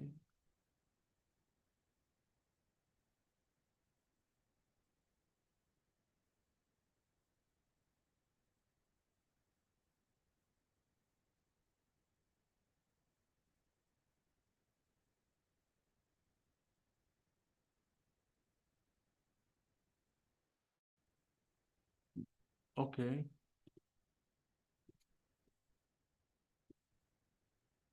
So now I do it directly from the computer.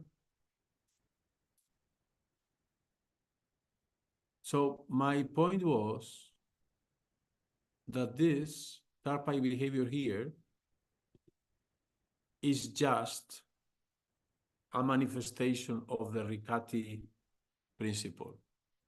So what are we saying here? We say that we see this kind of exponential trend to a steady and then a final correction when the time is long enough. Why? Well, because when the time is very long, the optimal control problem is gamma converging to the optimal control problem in infinite time horizon. And Riccati already said, listen, when you do it in the infinite time horizon, what you see is an exponential trend to equilibrium. So what we see in this Tarpeic principle is just this exponential convergence that Riccati anticipated in infinite time horizon that, of course, is also manifested in finite time horizon when they are sufficiently long.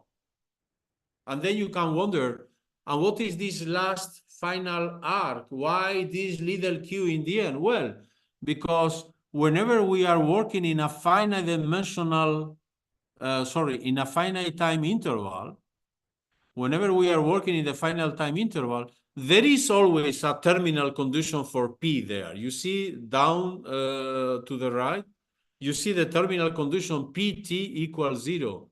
Because we are working in a final time interval, the controls in a final time interval, they are always subject to fulfill some final constraint.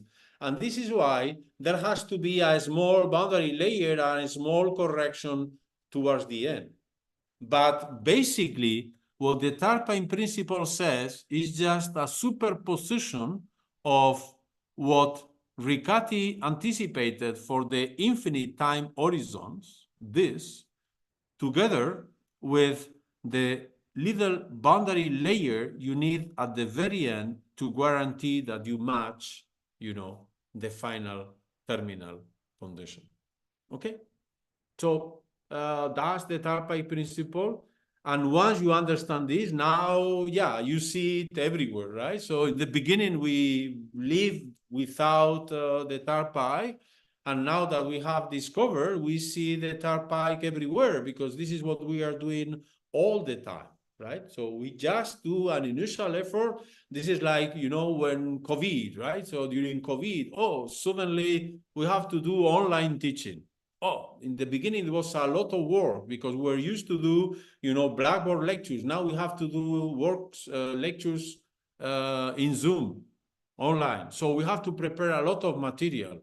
So 400 slides. It took me 2 months, day and night doing the slides for my course. But now that I have the 400 slides ready, you see, I will teach with 400 slides as long as I can, right?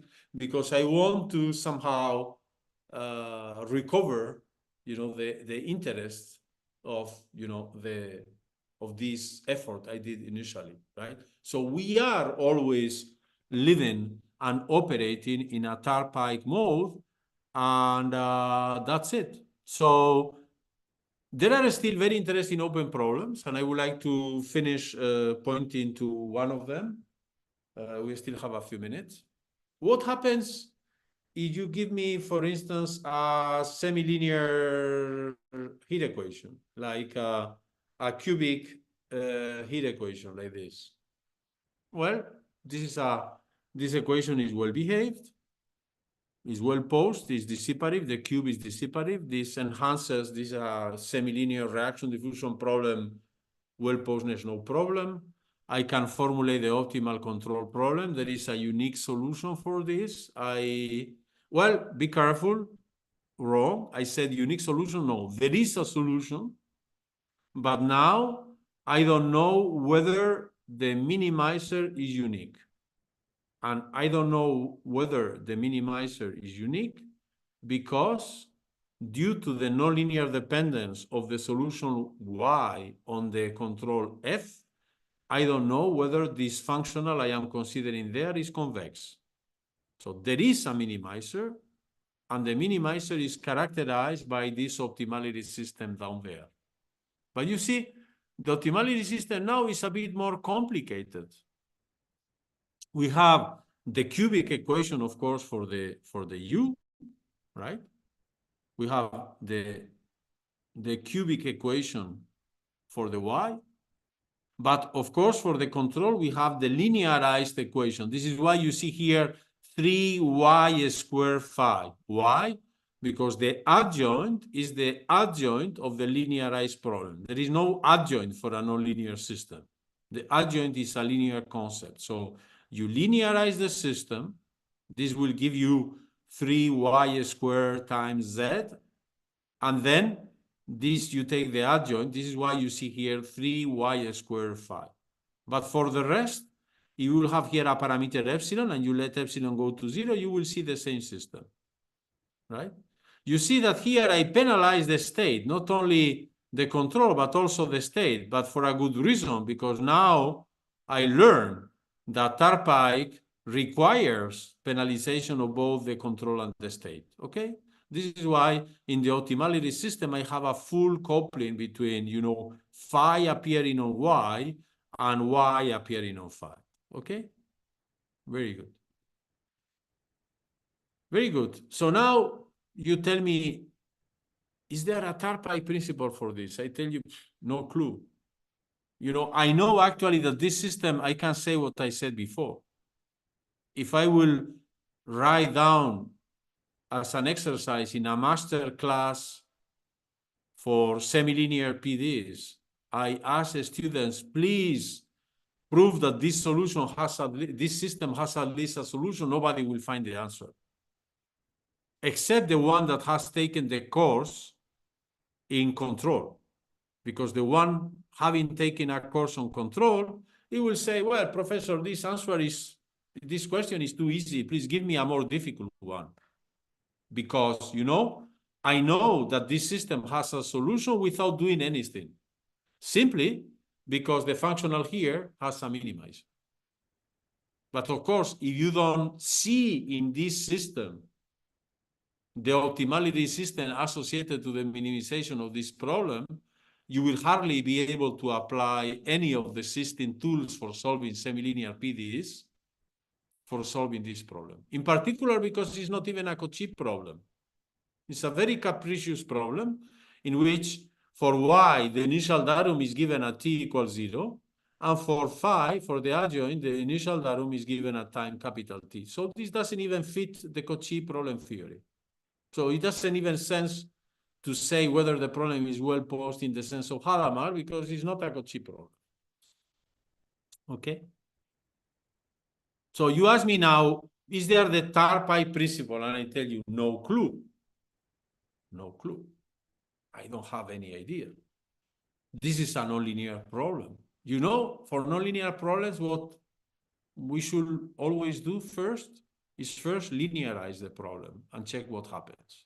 And this is what we did with Alessio in the second paper. We said, okay, let's linearize this system around the steady state optimal configuration. And this is what we got. Of course, when you linearize the equation for y, you get, you know, now z is the linearized state, y bar is the optimal steady configuration for the state y, and we get this. Of course, you linearize the cubic nonlinearity and you get 3y squared z. Okay, but you see here, we have to linearize, you know, this term here. And when linearizing this, we said, well, but this is trickier, right? Because you have to linearize this. And this is a cubic quantity depending on y and phi. So when I linearize, I have to compute the linearization with respect to y and the linearization also with respect to phi. So I get two terms. This is the linearization on phi, of course. When I am linearizing on phi, is linear on phi, so I don't touch it. I just freeze the value of 3y squared around the reference configuration, the optimal steady configuration. But then I have to linearize on y, and then this gives me this 6y bar phi z. Well, tricky. So what's going to happen then? You ask me, is the TARPAIC principle true now for this linear system? You see that now the variables are psi and z. So on psi and z, this is a linear system, but you are asking me, is this fulfilling the Tarpai principle? Because if the linearized system is fulfilling the Tarpai principle, probably the nonlinear one will fulfill it at least for small deformations. That's the idea, right?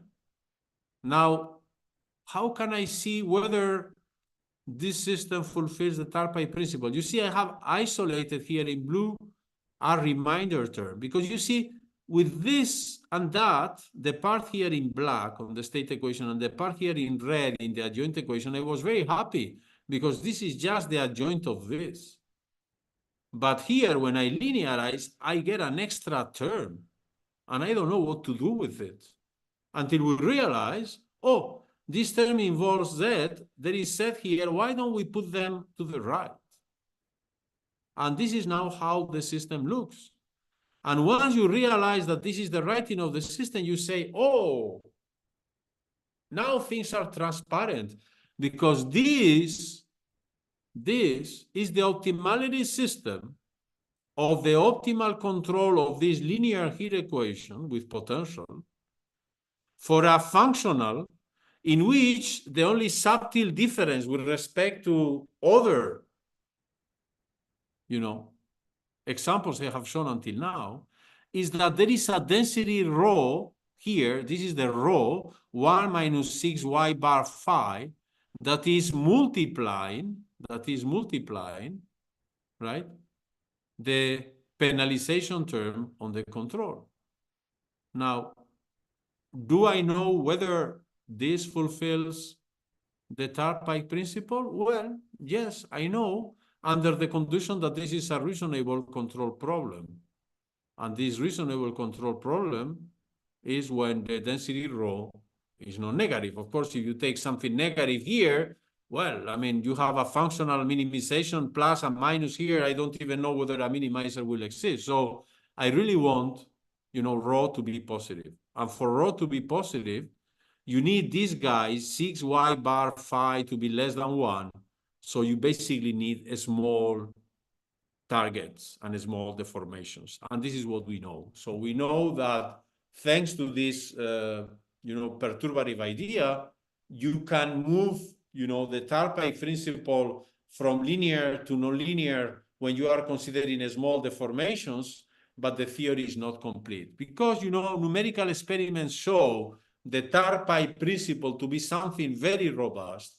And actually, once you know Tarpai exists, it is hard to imagine, even if the system is nonlinear, what can be better than simply try to compute first. And this is the moral of the problem, right?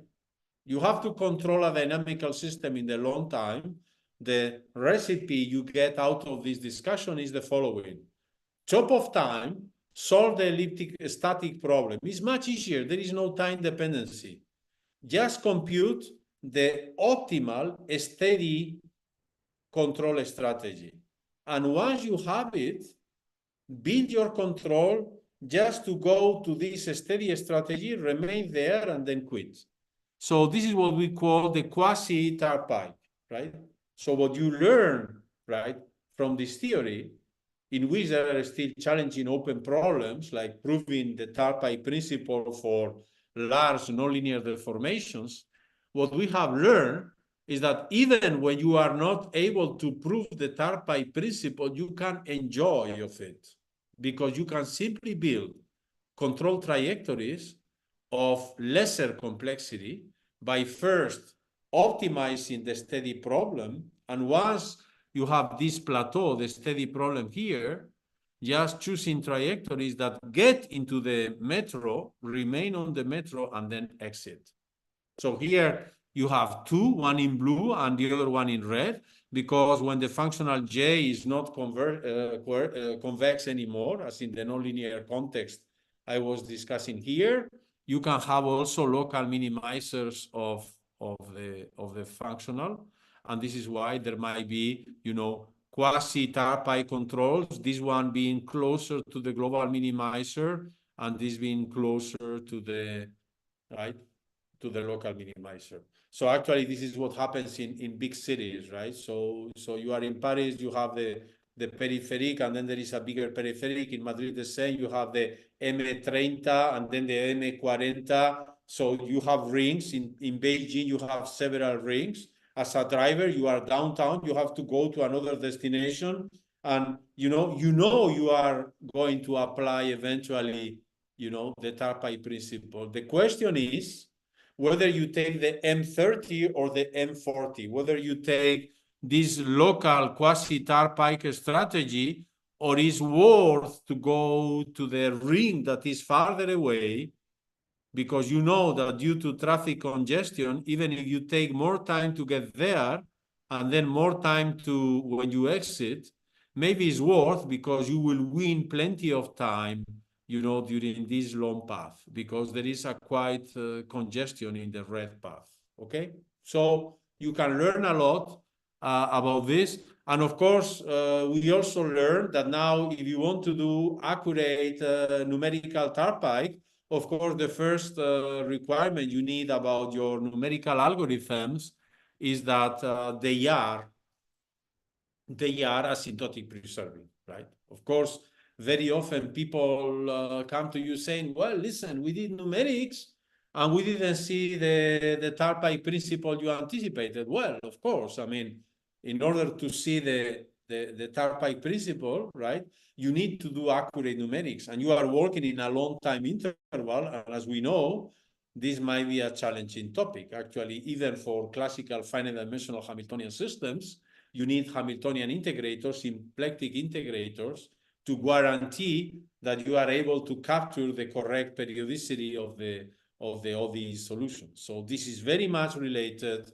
to, the theory of, well-balanced numerics for partial differential equations in order to capture not only convergence in the classical sense of numerical analysis, but also convergence in long time horizons. Okay?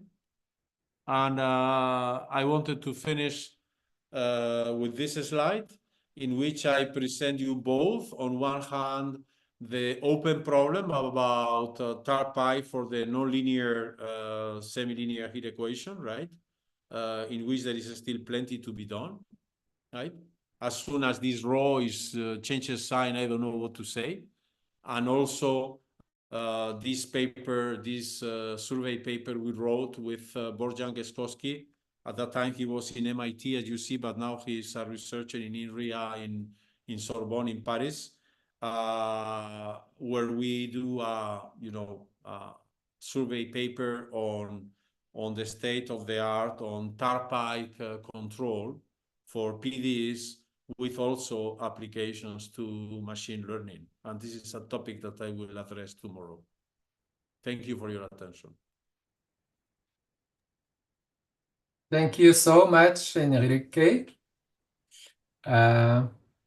So if there are questions.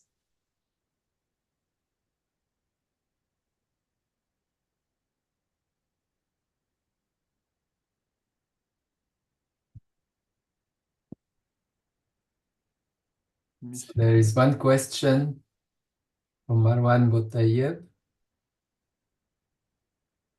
How can we deal with this type of problems if we have dynamical boundary conditions?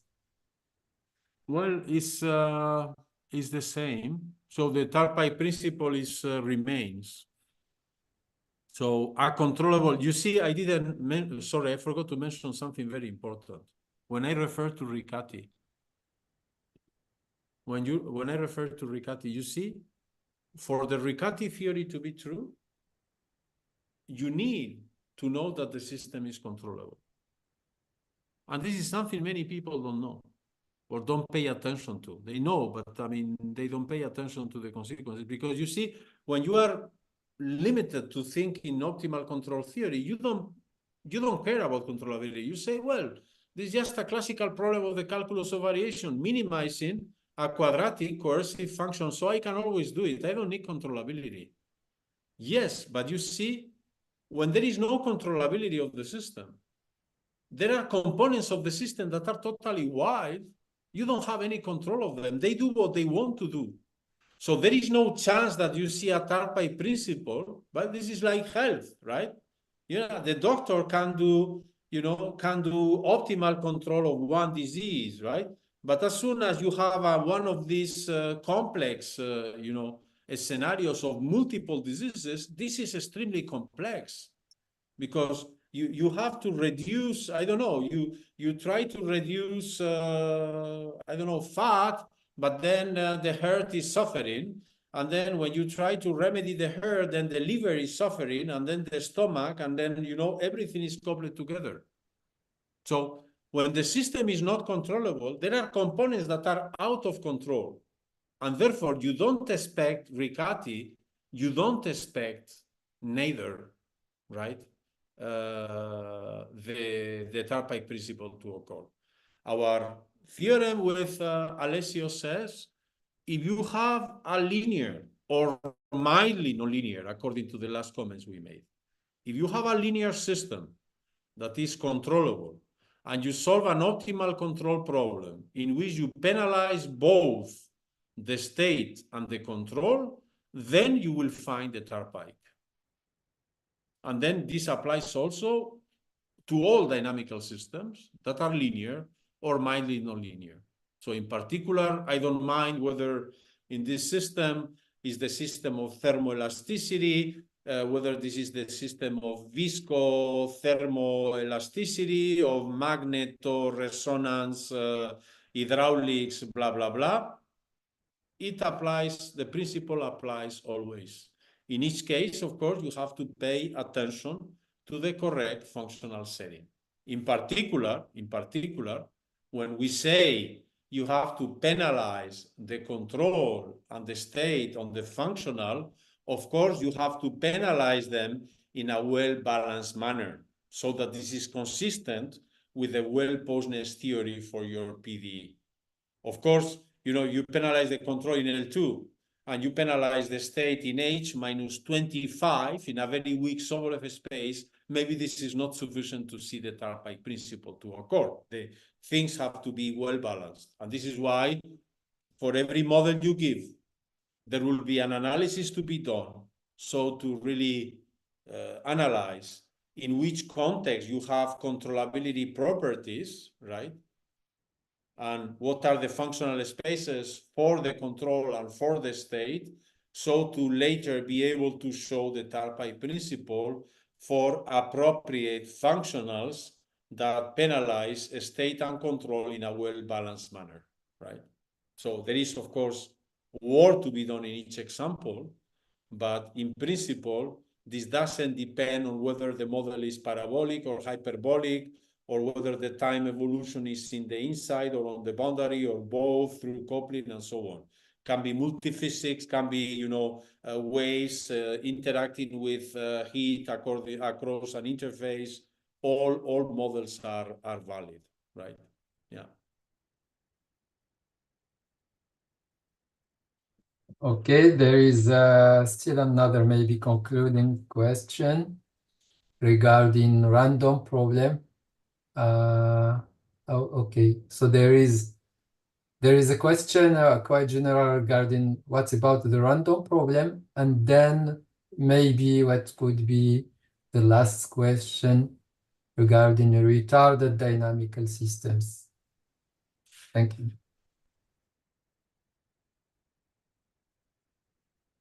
Okay, so retard dynamical systems, I should be cautious because, yeah, I mean, I know this is a rich topic, right? I suppose that the Tarpei principle is still true there, because somehow the retarded dynamical systems, they can be formulated, the delay can be reinterpreted as a transport equation.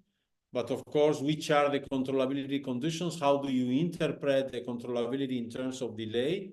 This is something to be understood. Certainly, that's a very good topic. And I don't even know, maybe there is some literature on this. I really don't know, right?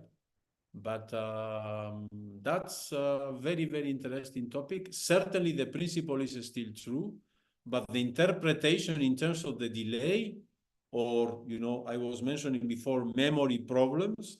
Memory problems are simpler somehow because there is also a delay, but the delay is integrable, is not a Dirac delta like in classical retarded problems.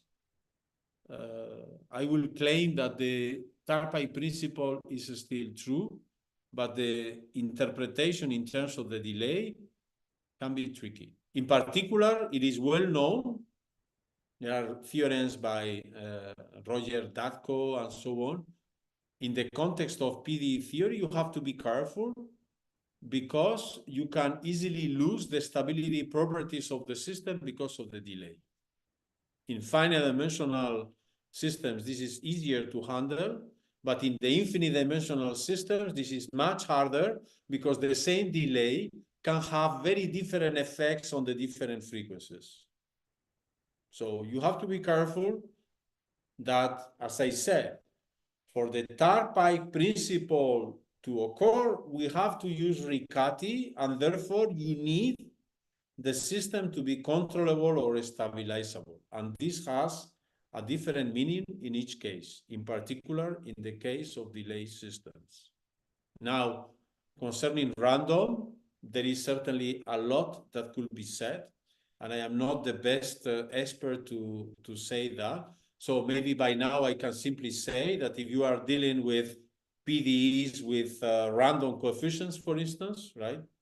If the randomness is on the coefficients of the PDE, this becomes more or less something very close to a parameter-dependent PDE problem. In that case, again, the Tarpei theory is robust with respect to perturbations of the system, right? In the sense that, you will see that these steady-state Tarpeics and these tubular neighborhoods, right, exponential tubular neighborhoods in which, the trajectories get in, are depending regularly on the parameters of the system, of course, under the condition that you preserve controllability, right? Because as I said before, as soon as you start perturbing a system and you touch a singular value on this perturbation in which the controllability is lost, then there are components of the system that are out of control, and for them, you couldn't do nothing.